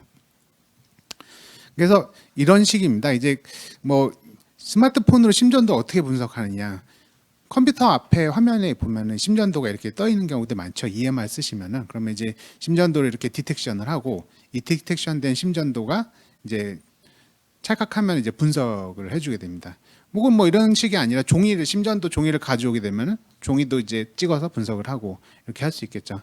물론 이제 컴퓨터 화면 찍고 종이 찍고 이런 거 불편하신 분들도 있을 거기 때문에 그냥 EMR에 인티그레이션해서 EMR에서 분석할 수도 있고 아니면 이제 별도의 독립된 윈도우 소프트웨어를 사용해서 분석을 하실 수가 있습니다. 그렇게 분석을 했을 때 나오는 거는 10가지 디지털 바이오마커라고 보시면 되겠습니다. 이제 원래 기본적으로 이제 응급실 환경에 특화된 소프트웨어이기 때문에 총 4가지 영역을 분석을 해주게 됩니다. 첫 번째는 중증도. 이제 응급실에 오는 환자들 얼마나 중환인지 우리가 평가를 할 필요가 있겠죠. 중환이면은 중환구역으로 보내서 거기서 모니터링을 해야 되니까요. 그다음에 두 번째 영역은 이제 허혈입니다. 이제 심근경색이 보면은 이제 그냥 어큐트 코로나리 신드롬도 있고 바로 뚫어줘야 되는 ST 엘리베이션 MI도 있고 또 이제 허혈과 상관없이 그냥 심장 손상이 있는 그런 것들도 있기 때문에 그런 것들을 갖다가 이제 디텍션 할 수 있는 그런 종류의 이제 인공지능들이 이제 한 패키지로 묶여져 있고 심장 기능 평가와 관련된 서비스들이 있습니다. 그래서 심장 기능은 기본적으로 환자가 이제 엘브 디스펑션, 뭐 자심실 기능이 문제가 있으면은 이제 심부전 증상들이 생기겠죠. 그러다가 이제 폐에 물이 차게 되면은 물 빼주기 위해서는 이제 이뇨제를 써야 되니까 이런 풀모너리 이데마와 같은 별도의 이제 바이오마커도 만들고 또 심장 주위에 이제 물이 차게 되면은 심장이 눌리면서 심장 압전이 생기지 않습니까? 그래서 이제 라지 페리카디아 이퓨전 혹은 또 심장이 또 오른쪽 또 심장이 있지 않습니까? 그래서 라이트 벤트리큘러 디스펑션, 풀모너리 하이퍼텐전 이런 것들이 이제 종합적으로 평가할 수 있게 이제 심기능 영역이 있고, 그다음에 마지막으로 이제 응급실에서 가장 중요한 것 중에 하나가 이제 고칼륨 혈증을 초반에 스크리닝하는 것입니다. 이제 보통 저런 고칼륨 혈증 환자들은 응급실 딱 도착하면은 기력 없어서 왔다 이런 식으로 이제 앞에서 응급실에 대기하다가 갑자기 뭐 심정지 와서 심폐소생술 하게 되는 그런 문제들이 생기게 되거든요. 그래서 고칼륨 혈증까지 이렇게 10가지들을 이렇게 바이오마커를 넣어놨고 이런 수치들이 이렇게 그 옆에 그래프로 이렇게 나오게 됩니다. 그래서 이게 올라가 있으면 안 좋은 거고 안 올라가 있으면 괜찮은 건데 이제 문제는 이런 수치들을 갖다가 해석을 하기가 좀 어려운 점이 있습니다. 이제 처음에 소프트웨어 사용하신 분들은 해석이 좀 어려우니까 이걸 갖다 이제 풀어서 설명해 주게 이렇게 따로 판독 출력문이 나오게 됩니다. 그래서 리듬이 뭐고 그다음에 환자는 중환이니까 중환구역에서 봐야 되고 이 심전도의 출력문인데 스테미가 확실해 보이고 순환기내 걸 바로 연락하고 또 우심실 기능 저하가 동반되어 있으니까 우심실 경색일 수 있다. 혈관 확장제 사용에 주의해야 된다. 이런 환자들은 이제 NG 주면 안 되지 않겠습니까? 그래서 그런 것들도 얘기해주고. 그래서 이제 응급실 환경에 특화돼 있고 그 다음에 이제 응급실에서 특히 그 인턴 선생님, 레지던트 선생님들이 이제 경험이 부족한 상태에서 이런 것들의 판독 출력문의 도움을 받아서 뭔가 좀 더 적절한 처치를 할 수 있게 이렇게 디자인이 되어 있습니다. 그래서 뭐 지금까지 제가 간단하게 응급실에서 어떤 식으로 활용될지 좀 뭐 구두로 말씀드렸지만은 좀 더 정리해서 말씀드리면은 이제 응급실에 환자가 도착했습니다. 그러면 처음에 저런 소프트웨어를 사용해서 심전도를 이제 좀 더 다면적으로 분석을 하고 이렇게 되면 그 다음에 이어지는 검사들이 좀 더 효율화될 수가 있습니다. 심초음파를 해야 될 사람들을 좀 더 잘 잡을 수 있고 누구는 심장 CT를 찍어야 될지 혹은 이제 누구는 어떤 바이오마커를 추가로 더 해야 될지 아니면 이런 것들이 필요가 없을지 이런 것들을 갖다 좀 더 효율적으로 정할 수가 있어서 그래서 우리가 사실 병원에서 보면은 검사들이 저런 심초음파, 심장 CT 이런 것들이 바로 안 되지 않습니까? 이게 워낙에 검사들이 밀려 있기 때문에 근데 좀 더 효율화돼서 그런 검사들을 효율적으로 선택할 수 있고 또 이제 필요 없는 사람들은 저런 검사들을 안 하게 해줌으로써 비용을 또 줄일 수도 있는 거죠. 또 다른 측면은 이제 응급 처치 부분입니다.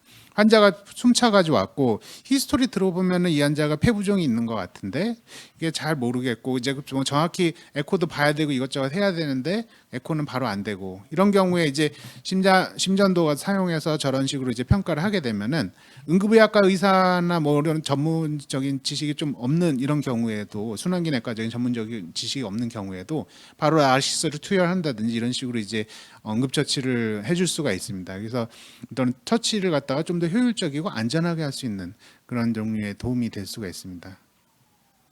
그래서 저희가 이제 저는 소프트웨어를 개발해서 여러 가지 임상 근거들을 쌓고 있는데 뭐 이제 지금 계속 모으고 있는 상태입니다. 근데 지금까지 나온 거 저희가 연구한 것들을 이제 간단하게 정리해서 말씀드리면은 일단 첫 번째로 응급실에서 순환기내과 전문의보다 심근경색을 더 정확하게 진단할 수가 있고 검사자의 포온 종류에 의한 영향이 거의 없이 일관적으로 평가가 가능하고 119 구급 심전도에서 심근경색을 순환기내과 전문의보다 텔레카디올로지라는 그런 것을 가정했을 때 더 정확하게 진단할 수 있고 고칼륨 혈증을 응급의학과 전문의가 심전도로 본 것보다 더 정확하게 진단하고 프로 BMP보다 심기능을 더 정확하게 평가할 수 있고 또 이제 현장 초음파 포커스라는 게 있습니다. 포커스라는 건 뭐냐면은 이제 뭐 응급의학과 전문의나 아니면 뭐 그 외에도 이제 순환기내과가 아닌 사람들이 심장 초음파를 하는 거죠. 당장 급하니까 그런 포커스 검사를 했을 때 심장 기능을 평가했을 때 이 정확도와 그다음에 저런 ECG 버디에서 나온 그 정확도랑 두 개를 비교했을 때 어느 게 더 정확할지 이제 평가를 한 건데 요거는 이제 저희가 요번에 추계학회 때 이제 발표를 할 예정인데 이게 포커스와 동등한 수준의 신기능 평가가 가능하다 이런 것을 이제 확인했습니다. 또 이제 동성 리듬 심전도로 심방세동 위험도를 평가할 수 있다. 뭐 이제 비응급 상태의 관상동맥 질환 위험도도 평가할 수 있다. 이런 것들이 이제 해외에서 발표도 하고 이렇게 했습니다. 근데 이제 사실 저희는 아직까지 임상 근거가 많이 부족합니다. 임상 근거를 계속 채워야 되고 그렇기 때문에 저희가 이제 이번에 운이 좋게 보산진 과제가 하나가 돼서 분당 서울대병원, 서울대학병원, 그다음에 이제 보라매 병원 이 세 개, 3개 병원에서 이제 저희 서비스를 도입을 하고 그 도입된 서비스를 통해서 이제 성능적 평가와 그다음에 이제 가치 평가 이 두 가지 측면에서 이제 여러 가지 근거를 쌓으려고 하고 있습니다. 그래서 요걸 통해서 좀 더 임상적 근거를 많이 모으려고 하고 있고 저런 서비스들이 그럼 어디서 쓸 수 있냐? 뭐 제가 지금까지 계속 말씀드렸지만은 응급실에서 활용할 수 있습니다. 좀 더 구체적으로 응급실의 중증 환자 성별, 그다음에 급성 흉통 환자의 평가, 그다음에 호흡곤란 원인 평가, 그다음에 또 응급실에 보면 실신 환자들이 많이 오십니다. 이게 실신 환자들 정말 심장이 안 좋아서 실신이 한 건지 아니면은 그냥 뭐 자율신경계가 약간 좀 흔들려서 실신한 건지 이런 거 평가해야 되는데 이런 실신 환자의 평가, 그다음에 고칼륨 환자 스크리닝, 부정맥 분류 및 치료 결정 이런 것들을 응급실에서 뭐 기본적으로 이제 디자인 자체가 응급실에서 활용하도록 만들어진 거니까요. 그렇긴 한데 119 구급대에서도 활용이 가능합니다. 이제 119 구급대원들은 이제 의사가 아니기 때문에 독자적인 판단은 못 하겠지만은 저의 기대는 이제 저런 것들을 찍어서 분석을 한 다음에 분석 결과까지 같이 해서 그날 당직 의사라든가 이런 여러 가지 컨설턴트들 그런 국가에서 만약 그런 종류의 이제 사업을 하게 되면은 그런 분들한테 이제 컨펌을 받을 수 있는 그런 시스템을 만들 수 있다고 생각을 하고 이제 그 외에 다른 쪽엔 쓸 수가 없느냐.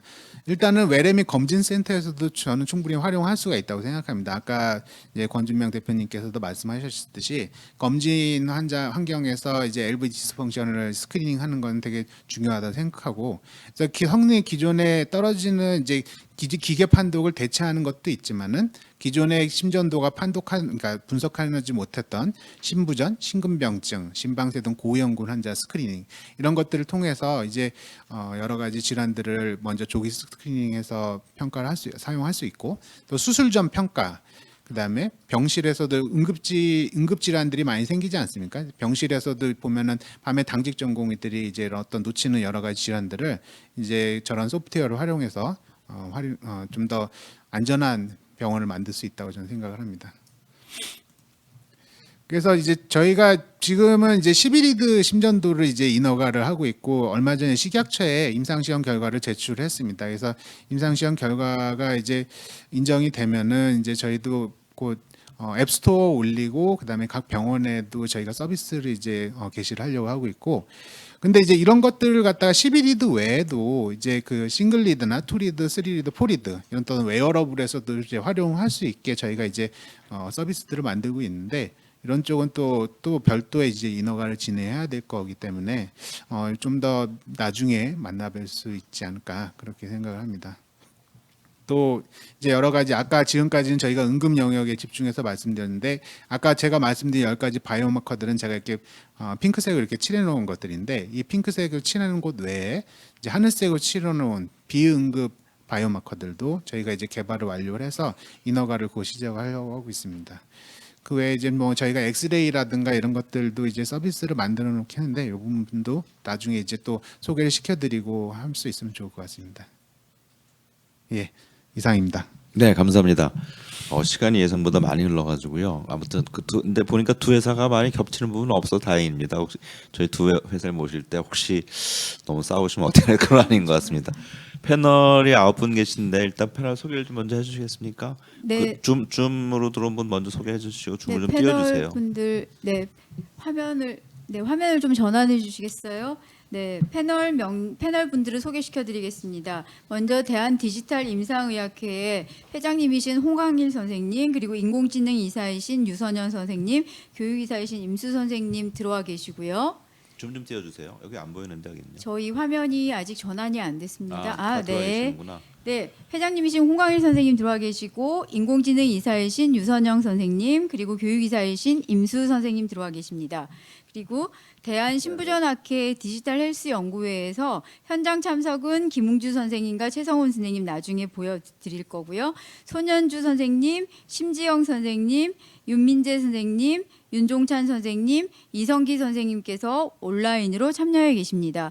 많은 분들이 패널로 참석해 계셔서 질문이 굉장히 많으실 것 같은데 먼저 질문 계신 분부터 질문해 주시면 그 좋겠습니다. 전에 잠깐 그 전에 저기 홍광일 이사장님 먼저 잠깐 나오셔갖고 잠깐 짧게 인사 좀 하시고요. 먼저 뭐 코멘트나 질문해 주세요. 네, 안녕하세요. 저 대한디지털 임상학회 이사장을 맡고 있는 홍광일입니다. 오늘 정말 심포지엄이 너무 좀 새롭고요. 들으면 들을수록 신기하기도 하고 우리 진료실에 빠르게 좀 저희가 적용을 했으면 좋겠다는 그런 생각이 들 만큼 매우 좀 흥미로운 주제였던 것 같습니다. 우리 지난 이제 학회 때도 사실은 좀 잠깐 소개를 드리긴 했었는데 오늘 좀 깊게 여러 회사들까지 소개를 해주셔서 감사드립니다. 네, 고맙습니다. 네, 인사말 고맙습니다. 아까 저기 임수 교수께서 손을 들으셨는데 임수 교수님은 역시 분당서울대에서 내분비를 하고 계시고요. 그 대한 디지털 임상의학회 또 깊이 일을 하고 계십니다. 무슨 말씀하시려는지 말씀하시죠. 네, 저는 조영진 교수님 강의를 아주 인상 깊게 들었습니다. 그래서 거기에서 심전도로 당화혈색소를 예측할 수 있다고 말씀해 주셨는데 가뜩이나 저희는 이제 심장내과나 이런 쪽에서 약간 피해 의식이 있는데 이제 당화혈색소까지 그쪽에서 재주시면 저희는 뭐 먹고 사나 그런 약간 우려가 될 정도여서 그쪽은 개발을 좀 덜 해주셔도 좋지 않을까 그런 생각이 들고 심장에 집중해 주시면 저희도 좀 열심히 노력해서 당화혈색소나 뭐 그런 쪽을 더 연구를 해보겠습니다. 네, 다른 패널 분들 질문이 있으시면 먼저 해주시면 좋겠습니다. 온라인 먼저 해주세요. 온라인부터 먼저 해주시면 좋겠습니다. 예, 오늘 강의 통해서 인공지능을 이용한 심전도 분석이 이걸 통해서 다양한 어떤 임상적인 정보를 얻을 수 있고 그에 따른 다양한 이제 뭐 우리가 심전도를 가지고 이렇게 심장만 보는 게 아니라 다른 과 질환까지 아울 수 있다는 부분에서 새로운 인사이트를 열어주는 것 같습니다. 그래서 보면은 인공지능은 우리가 그동안 갖지 못했던 새로운 선구안을 제공해 주는 것 같고요. 지금까지 우리가 임상 검사를 통해서 보고 있었으면서도 실제로 보지 못했던 것들을 인공지능이라는 필터를 통해서 또 새로운 실체들을 좀 알아가고 있는 것 같고 그런 부분에 대해서 굉장히 흥미로운 주제로 강의를 들었던 것 같습니다. 이게 어떻게 보면 우리가 그동안 의학 교육을 배울 때 신체 장기를 기능별로 나누고 또 각각의 장기별 질환을 세부적으로 쪼개가지고 학습을 하다 보니까 우리가 어느 순간부터는 제가 전공하는 저는 이제 외과 의사지만 세부 분과를 벗어난 영역에서는 굉장히 의학적인 지식도 그리고 적용할 수 있는 어떤 다양한 유틸리티성이 많이 떨어져 있다라고 저도 스스로 생각을 하고 있는데 이런 부분에서 인공지능이라는 이제 도움을 받는다면 또 새로운 이제 영역에서 저희들도 새로운 인사이트를 가질 수가 있을 것 같습니다. 한 가지 아이디어를 저도 드리고 싶은 부분이 있었는데요. 저는 이제 유방분과 전문의로서 이제 매일 이제 유방 촬영 사진을 보고 있는데 유방 촬영 사진을 보면은 이제 말초혈관들의 칼시피케이션을 자주 잘 볼 수가 있습니다. 특히 연세 있으신 분들의 유방 촬영 사진을 보면 말초혈관 쪽에 석회화가 침착이 쭉 돼 있으면서 이런 부분들을 확인이 가능한데 이런 분들 좀 히스토리 테이킹을 해보면 대부분 고령이시고 당뇨나 고혈압이 좀 오래 앓고 계신 분들이 있어서 이런 분들은 저희가 국가 검진 사업이기 때문에 2년에 한 번씩 매 해마다 거의 해마다 촬영을 하게 됩니다. 이런 데이터와 EKG를 바탕으로 같이 융합해서 인공지능 학습 모델을 한다면 또 새로운 결과를 좀 도출해 줄 수 있지 않나. 오늘 강의를 통해서 그런 부분 좀 생각해 봤습니다. 네, 감사합니다. 아까 윤종찬 선생님께서 질문 아까 손 드셨는데요. 윤종찬 선생님 말씀해 주시죠. 네, 안녕하십니까. 신부전학회 디지털 의료 연구의 총무위원을 맡고 있는 서울성모병원 순환기내과 윤종찬입니다. 오늘 굉장히 흥미로운 내용 많이 잘 들었고요. 그럼 권준명 선생님한테 질문이 하나 있는데 간단하게 지금 이제 이미 이제 상용화돼서 보급하고 계신 이 AI, TI, LVSD를 이제 진단하는 그런 알고리즘을 이제 KMI에 다 인코퍼레이션을 한다고 그러셨었는데 저는 이제 궁금한 게 이제 기존에 있는 알고리즘만 계속 쓰는 건지 아니면 새로 정보가 계속 들어가고 있잖아요. 이를테면 이제 에코를 한 사람의 심전도도 있고 나이나 성별이나 아까 뭐 하이퍼칼레미아 등 그런 것들이 건강검진 데이터랑 인코퍼레이션이 되면 이제 그 안에 있는 알고리즘이 더 정교화될 수 있을 거로 피드백이 될 수 있을 거로 생각이 되고 심전도 하나로 이제 접근한다는 거에 대한 거부감은 그거잖아요. 아까 최동주 회장님께서도 말씀하신 것처럼 나이 확인해보고 피검사 확인해보고 뭐 당화혈색소 검사해보면 되는데 그걸 왜 심전도를 알아야 되냐. 근데 그게 아니라 오히려 기존에 있는 검진 결과랑 인코퍼레이션을 하게 되면 이 환자에서 지금 보시는 그런 LVSD 말고도 다른 질환의 위험성이 뭐가 있어서 이 환자는 무슨 복부 CT를 찍는다든지 또 유서령 선생님이 얘기하신 것처럼 이 환자는 무슨 유방 초음파를 해야 될 가능성이 많다든지 이런 식으로 다면적으로 심전도를 시작했지만 그렇게 접근이 될 수 있는지 그 다음에 뭐 지금 하고 계시는 알고리즘이 계속 환자가 축적이 될수록 이제 더 정확도가 점증이 되는 건지 그게 궁금합니다. 네, 선생님 좋은 질문 감사드립니다.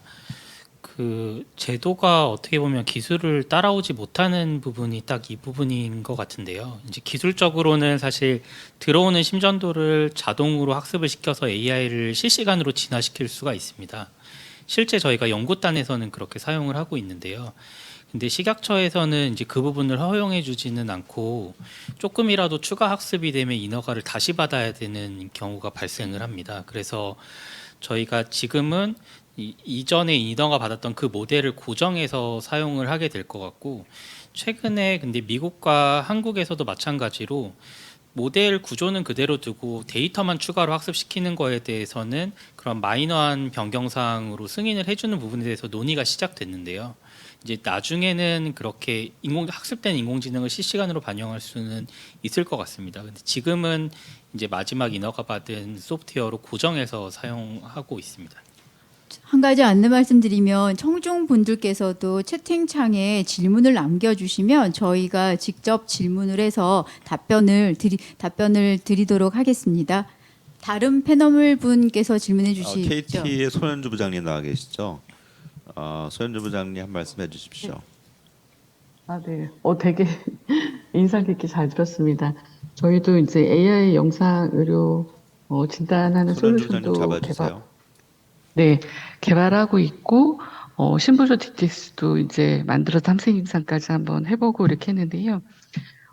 이제 저는 이제 대면 서비스를 좀 고민을 좀 많이 조금 더 했다는 입장에서 비침습으로 한다거나 무자각으로 할 수 있는 그런 게 아니면 사용성이 되게 많이 떨어지는 거를 알 수가 있거든요. 근데 지금 오늘 발표 주신 내용들을 보면 그냥 바로 적용할 수 있도록 이렇게 개발하고 해주신 게 되게 인상적이었습니다. 그래서 저희는 이제 맨날 아이템 찾을 때마다 뭘 해야 되나 맨날 고민이거든요. 근데 확실히 그 현장에 계시는 선생님들께서는 어떤 아이템을 가지고 인공지능을 학습시키고 개발하면 바로 적용이 되겠는지를 알고 계신 것 같아요. 그래서 그런 거를 좀 저희도 같이 하면 좋겠다. 얼마나 좋을까 막 이런 생각을 좀 해보고요. 저희가 또 KT에서 나름대로 라지 AI 모델을 또 한다고 막 매스컴에 얘기하고 하고 있거든요. 그래서 저희도 기존의 모델이 아니라 라지 AI로 하니까 더 효율적으로 잘 되는 그런 것들이 많습니다. 그래서 예를 들어서 뭐 효율이 4배 정도 좋아져서 데이터가 기존에는 뭐 400장의 그 사진이 필요했다면 지금은 100장 정도면 학습을 할 수 있는 그런 효율이 되게 좋아졌거든요. 라지 AI 모델을 적용하면서. 그래서 가능하면 이제 같이 이렇게 협업을 해서 했으면 좋겠다는 그런 아쉬움과 부러움과 이런 게 계속 들으면서 남는 그런 시간이었고, 또 하나 제가 고민 중에 하나가 신부전 DTX를 개발하고 보니까 좀 어떤 걸 바이오마커로 해가지고 좀 편리하게 측정을 해서 좀 더 접근할 수 있게 좋게 해줄 수가 있는 게 고민이었는데, 그런 부분도 같이 이렇게 나누고 계속 고민해 나가면 좋은 방법을 찾을 수 있지 않을까라는 생각이 좀 드는 그런 시간이었습니다. 네, 그 손현주 감사합니다. 부장님 잠깐 소개해드리면 KT의 그 바이오헬스 사업단에서 제일 중요한 위치를 차지하고 계신 분입니다. 그래서 손 부장님이 저희 신부전학회도 많은 도움을 주셔서 같이 코어도 많이 하고 연구도 많이 했는데요. 신부전 쪽 많이 하지만 앞으로도 이런 좋은 회사나 제품이 있으면 KT에서 잘 어둠션 하셔갖고 이런 그 좋은 그 제품과 그런 네트워킹 뭐 이런 것들이 굉장히 중요할 것 같습니다. 고맙습니다 오늘. 네, 다음 온라인에 계시는 감사합니다. 심지영 선생님 질문해 주시죠. 안녕하세요. 저는 연세의대 심장내과에 있는 심지영이고, 저는 신부전학회에서 의료정보이사를 맡고 있습니다. 오늘 세 분 강의를 들으면서 너무 정신도 번쩍 나기도 하고, 너무 재밌어서 한순간도 놓치고 싶지 않는 강의였던 것 같습니다. 저는 김중희 선생님께, 교수님께 질문 드리고 싶은데요. 아까 응급의학 세팅에서 굉장히 급박하고 한 상황에서 이렇게 전공이 특히 좀 트레인이 덜 된 이런 사람들을 좀 대신하는 이런 구체적인 이 알고리즘을 다 가지고 계셔서 너무 인상 깊게 잘 봤는데요.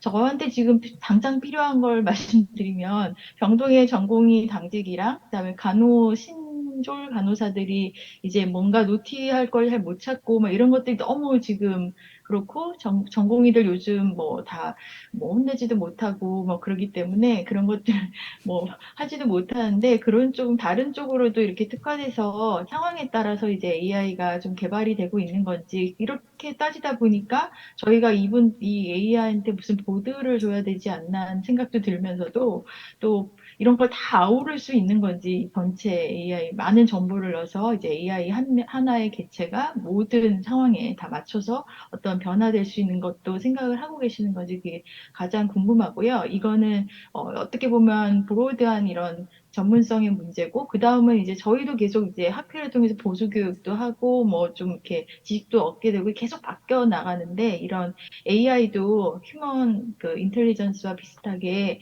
여러 가지 학습이나 이런 것이 자꾸 업데이트 돼야 될 것 같습니다. 그래서 앞으로 굉장히 발전이 기대된다 하면서도 지금 있는 것이 너무 또 나중에 보게 되면 좀 너무 좀 부족한 면은 없지 않을까 이런 생각도 들어서 이런 거에 대해서 견해를 좀 부탁드립니다. 예. 너무 좋은 질문이면서 되게 어려운 질문인 것 같습니다. 이제 일단은 임상에서 어떤 식으로 이제 활용을 해야 될지 이런 디지털 바이오마커들이 이제 많이 만들게 되면은 그 디지털 바이오마커 만들어진 것들이 실제로 어떻게 활용될지에 대해서 저도 감이 잘 안 오긴 합니다. 하지만은 가장 중요한 거는 일단은 사람들이 많이 사용하고 그러면서 거기서 경험을 얻게 되는 거고 그 경험을 통해서 우리가 이걸 어떻게 사용하면 좋겠다 이런 게 제가 보기에는 책 몇 권이 나와야지 실제로 이제 전공의들이나 이런 사람들이 안정적으로 쓸 수 있다고 생각을 하고 그래서 제가 처음에 이제 이거를 스마트폰 앱으로 왜 굳이 찍어서 분석하면 노이즈도 많이 들어가고 별로 이제 일관적인 수치가 나오게 하기도 쉽지 않을 텐데 굳이 스마트폰으로 했느냐. 근데 이제 사람들이 많이 쓰게 하면은 결국은 자기들이 이제 일종의 뭔가 서사실을 하나 만들지 않겠습니까? 그래서 그걸 통해서 에비던스를 만들고 이럴 때는 이렇게 쓰는 게 좋고 저럴 때는 저렇게 써야 되고 이럴 때 이런 거 믿으면은 정말 사고 난다. 이런 것들을 좀 만드는 게 중요할 것 같아서 일단 사용자들을 많이 만들고 논문 많이 쓰게 하고 이게 일단 첫 번째일 것 같습니다. 그런데 그렇게 해서 이제 그런 가이드라인들이 만들어지게 되면은 그런 가이드라인이 만들어졌을 때 실제적으로 나중에 딱 그것만 가지고 사용할 거냐 또 그런 것 같지는 않습니다. 왜냐하면 앞으로 이 심전도뿐만 아니라 엑스레이, 뭐 피검사 여러 가지 바이오마커들이 계속 나올 겁니다. 예를 들어서 피검사라고 하면 피검사가 이미 다 바이오마커가 아니냐.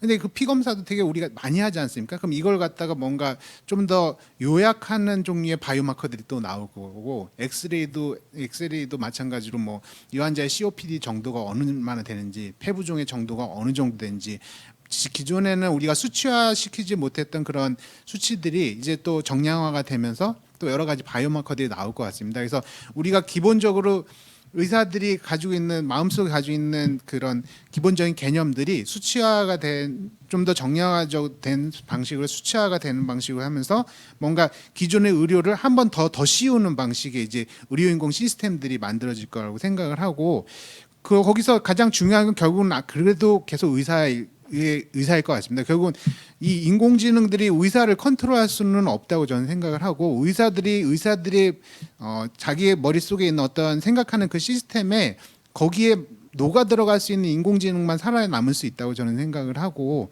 그런 거를 이제 계속 앞으로도 협업을 하면서 개발하고자 하는 게 제 목표입니다. 좀 횡설수설해서 죄송합니다. 네. 고맙습니다. 보니까 잠깐만요.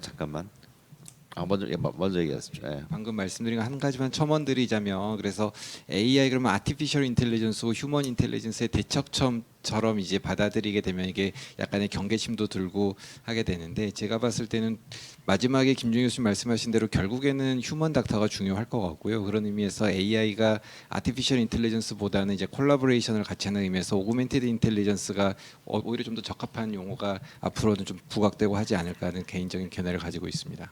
네, 마침 청중 중에서 질문이 나왔는데 적절한 질문이 나왔어요. 이런 심전도 인공지능이 판독이 잘못된 경우, 아까 보니까 AUC가 한 0.95, 100은 아니잖아요. 잘못된 경우 나올 수 있단 말이에요. 그런 경우는 심전도 오토리딩처럼 사람이 크로스 체크할 수는 없겠냐는 질문인데 그렇지 않습니다. 여러분들 인공지능 아까 방금 조영진 교수도 얘기했지만은 인공지능을 100% 쓰라는 얘기는 아니고요. 보통 우리가 임상에서 쓰는 인공지능 우리가 CDSS를 해서 클리니컬 디시전 서포팅 시스템이에요.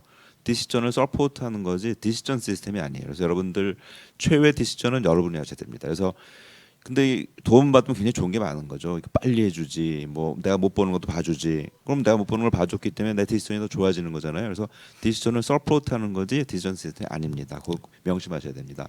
네, 현장에 참석해 계신 패널 두 분 소개시켜드리겠습니다. 김웅주 교수님과 최성훈 교수님 질문 부탁드립니다.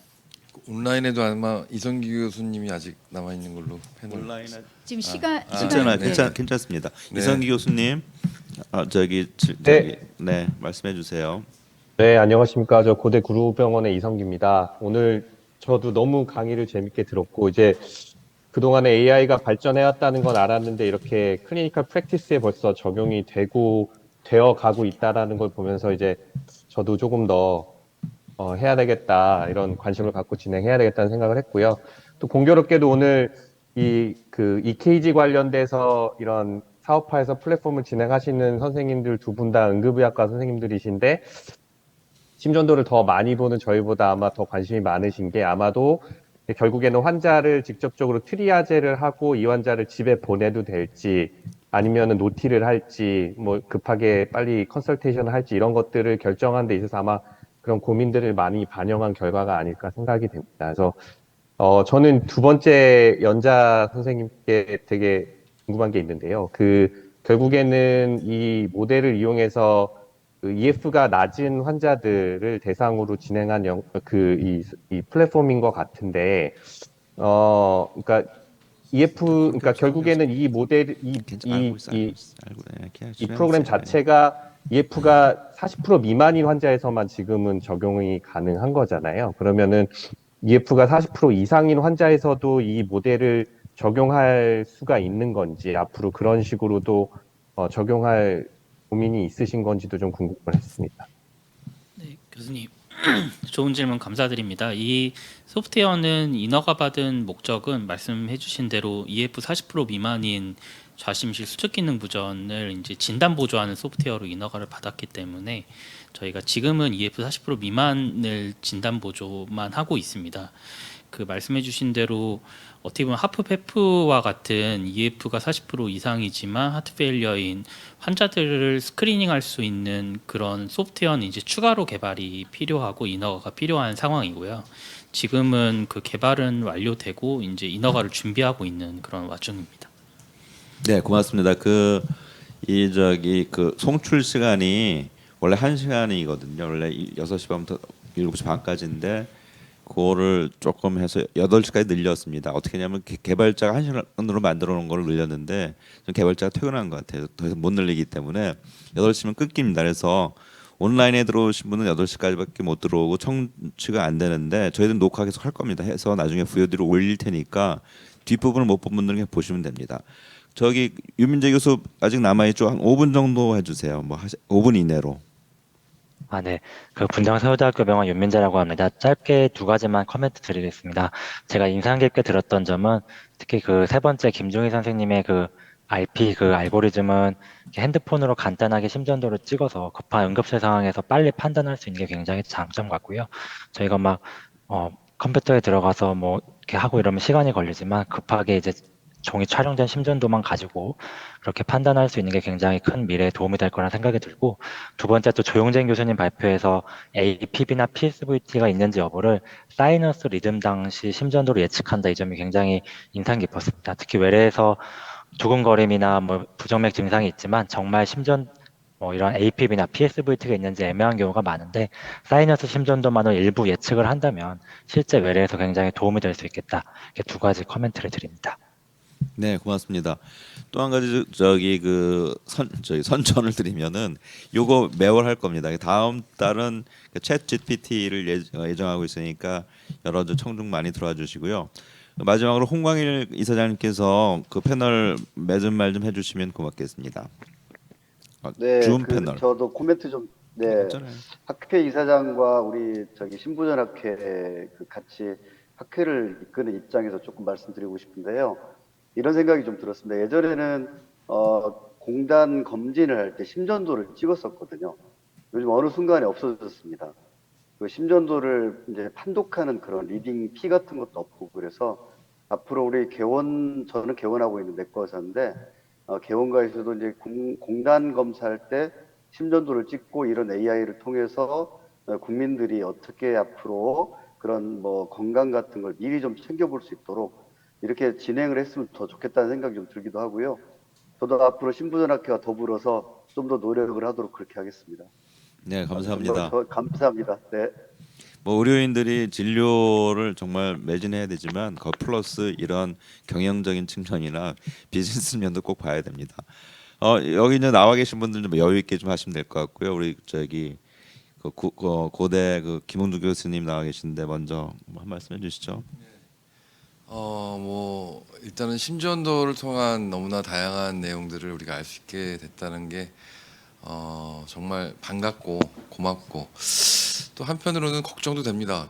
안 그래도 지금 전공의생들이 심전도 공부도 잘 안 하고 리딩도 못 하는데 더 안 하려고 그럴 것 같기도 하고, 이건 좀 꼰대스러운 생각이고, 한편으로는 그들이 좀 잘 몰라도 굉장히 친절하게 다양한 여러 리스크 프리딕션까지 해줄 수 있게 돼서 또 한편 다행이기도 하다. 근데 이러다가 점점 우리가 옛날에는 전화번호 많이 외우다가 이제 스마트폰 된 다음에 전화번호 전혀 거의 잘 못 외우듯이 점점 혹시 내과 의사들조차도 심전도도 잘 모르게 되는 거 아닐까, 이런 염려도 좀 합니다. 우리 권준명 선생님 여쭤보는데요. 아까 굉장히 재밌었습니다. 특히나 메이오랑 앞서거니 뒤서거니 하다가 우리 권 선생님 데이터가 더 많이 나오고, 그리고 인허가도 더 빨리 받으셔서 정말 축하드리고 다행인데요.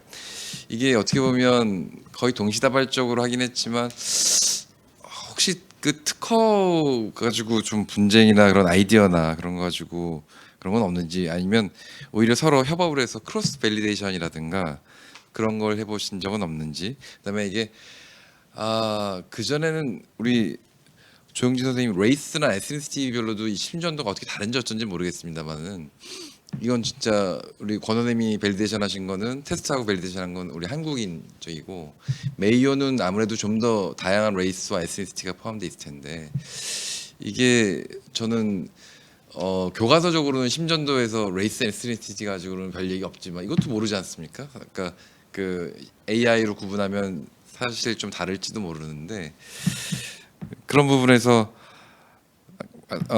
좀 의견을 좀 주시겠어요? 메이어랑 뭐 특허 분쟁, 크로스 밸리데이션 혹은 어떤 게 더 우월하다 아니다? 혹은 레이스 에스니티에 따라서 다를 가능성이 있다? 뭐 어떻습니까?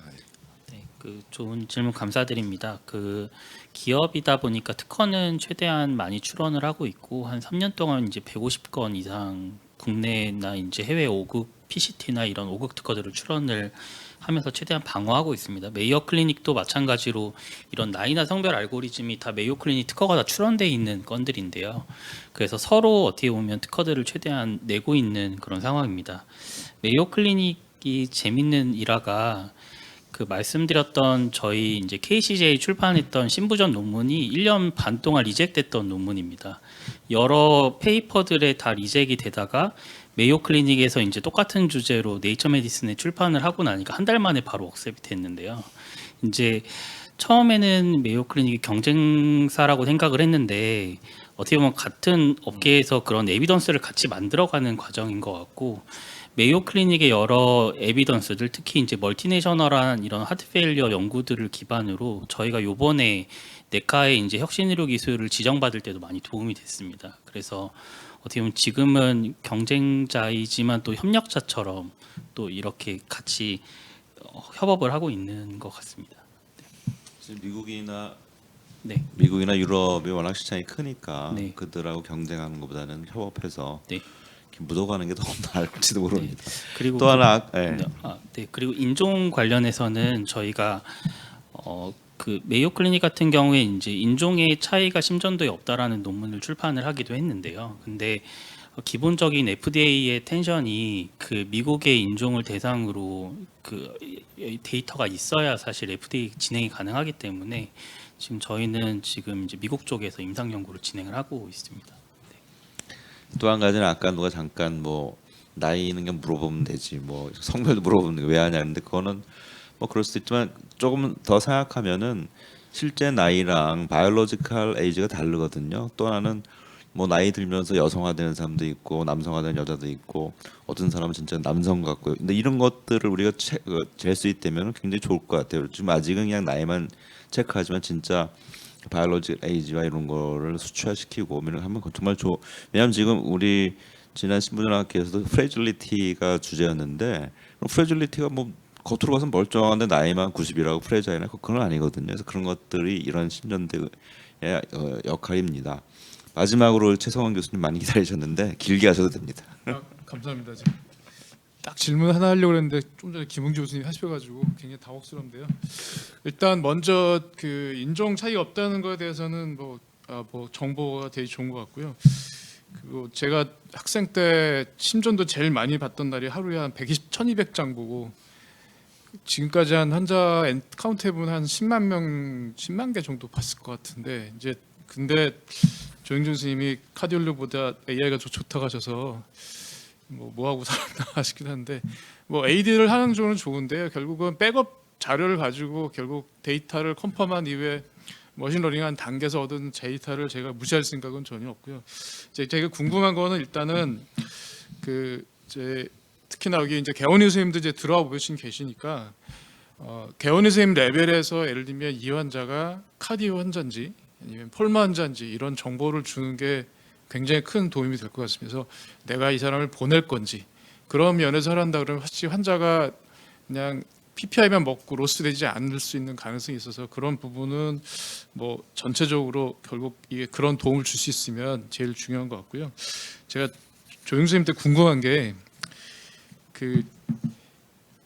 심장내과 입장에서는 사실 MI냐 뭐 인절이냐 뭐 아까 그런 건 사실 중요하지 않거든요. 아까 APIP 찾는 것도 사실은 뭐 이제 부착형이 나오게 되면 어떻게든 되는 건데 이제 요즘 나오는 것 중에 하나가 이제 같은 핫필리어도 보면 지네틱 코우즈가 굉장히 큰 영향을 미치는 게 없고 사실 그런 경우는 빨리 디텍션 해가지고 이제 스페시픽 트리트먼트가 나오기 때문에 빨리 가야 되는데 사실은 이텐에서는 이미 신부전 진단받고 치료하다가 반응이 적고 하게 되면 그때 지네틱 테스트를 하는 경우가 있거든요. 그래서 ECG 같은 경우는 아까 뭐 나이나 이런 다양한 자료를 보면 사실 제네틱 백그라운드의 차이를 오히려 더 잘 반영할 수 있는 가능성이 있지 않을까. 그래서 혹시 그런 부분에서도 혹시 아까 말씀드린 소규모 연구라도 뭐 파일럿을 하거나 아니면 문당서울대 그때 기본 자료상에서 그런 좀 관련해서 혹시 좀 세부 분석을 좀 하신 게 있는지 좀 이제 궁금하고요.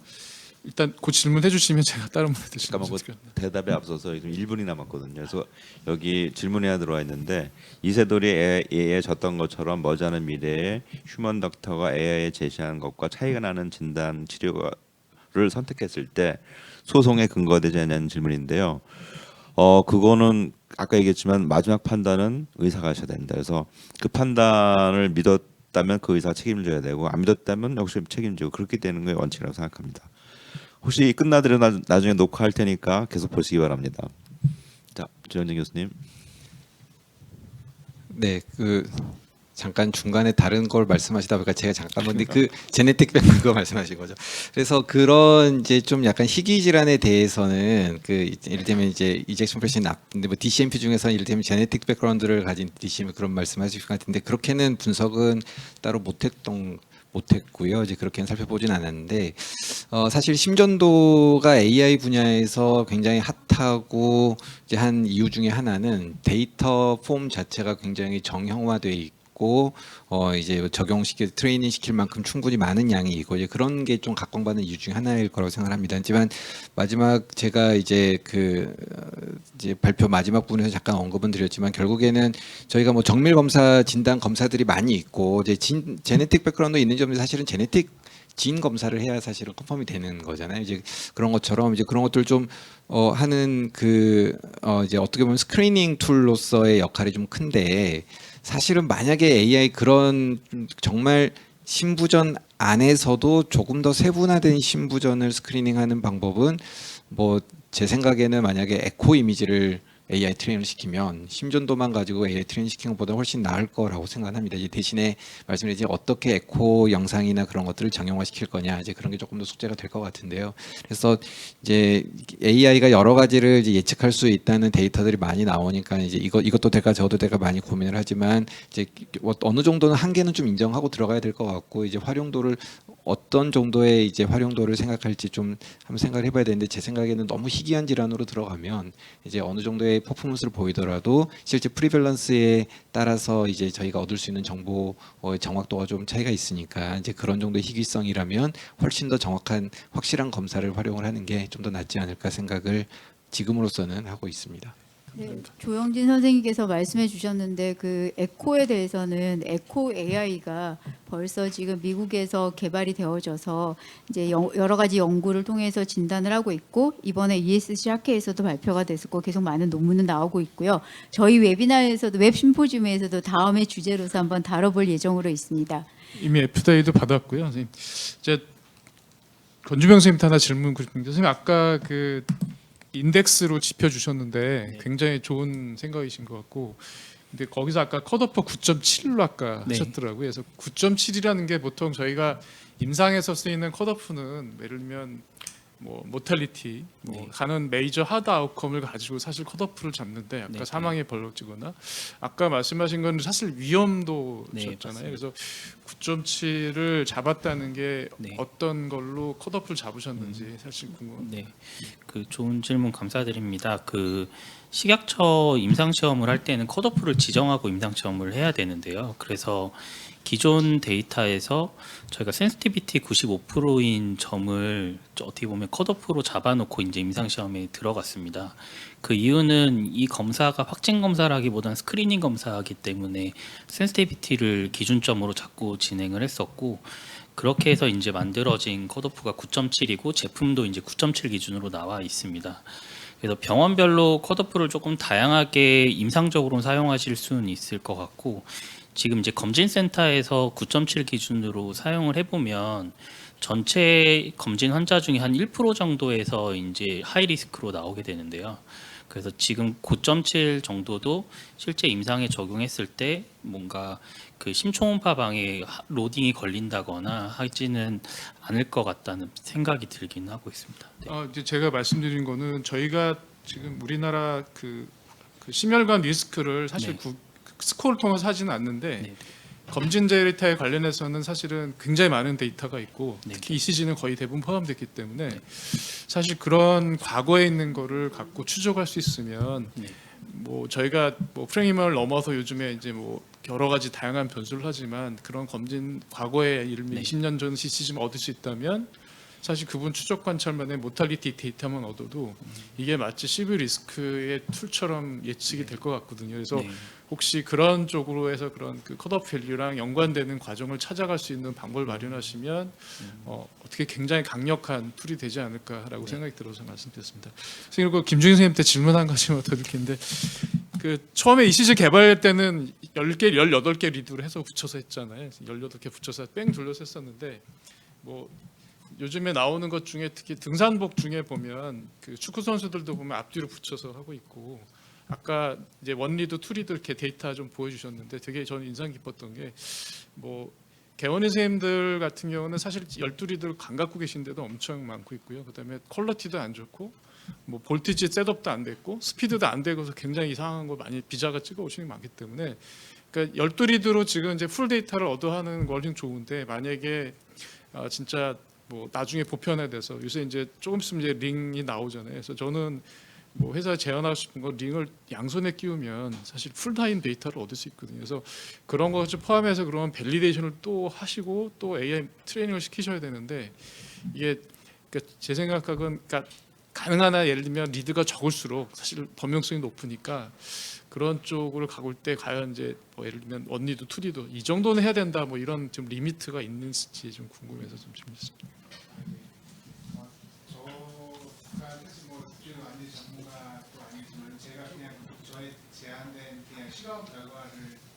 말씀을 드리면은 일단은 싱글 리드는 확실히 성능이 12리드보다 떨어지는 건 확실하고 한 3리드, 4리드 정도면은 거의 11리드랑 비슷한 정도의 그러니까 아까 말씀드린 10가지 바이오마커 정도에서는 거의 동등한 성능이 나오는 것 같습니다. 그래서 뭐 기본적으로 심전도도 우리 심장도 이제 3차원 공간에 있으니까 이게 전체 리드가 최소한 3개는 있으면 수학적으로는 일단은 3개 정도만 재구성이 가능하다고 생각하는데 그래도 3개로 해도 약간은 떨어지는 것 같긴 합니다. 근데 사실 우리가 좀 유념해야 되는 거는 이런 그 리듀스 리드에 대한 이제 사용처는 보통은 이제 웨어러블 쪽이 아니겠습니까? 근데 이제 이 웨어러블을 사용하는 대부분의 사용자들은 실제로 프리밸런스가 되게 낮은 환자 그룹입니다. 그러면은 프리밸런스가 낮은 환자 그룹에서 뭔가 쓸만한 제품을 내놓으려면은 사실은 정확도가 훨씬 더 높아야 되기 때문에 그래서 그 약간 모순 같은 게 있는 것 같습니다. 일반인들한테는 리드스를 줄여가지고 서비스를 하고 싶은데 막상 그 환자들은 그 정확도는 오히려 더 높아야 되는 그런 좀 문제가 있어서 저도 항상 고민만 하고 있습니다. 어떻게 해야 될지. 네, 알겠습니다. 로우 레벨 코드를 좀 알려주시면 앞으로 굉장히 큰 도움이 될 것 같습니다. 감사합니다. 네, 여기 이것으로 제1차 디지털 헬스 연구회 웹 심포지움을 마치도록 하겠습니다. 제2회 대한 디지털 헬스 연구회 웹 심포지움은 10월 30일 날 챗GPT 그것이 알고 싶다 이 주제로 진행될 예정이니 많은 참석 부탁드립니다. 오늘 수고하여 주신 여러 선생님들과 연자분들 그리고 온라인 패널, 현장 패널 분 그리고 무엇보다도 청중분들께 감사드립니다. 수고 많으셨습니다.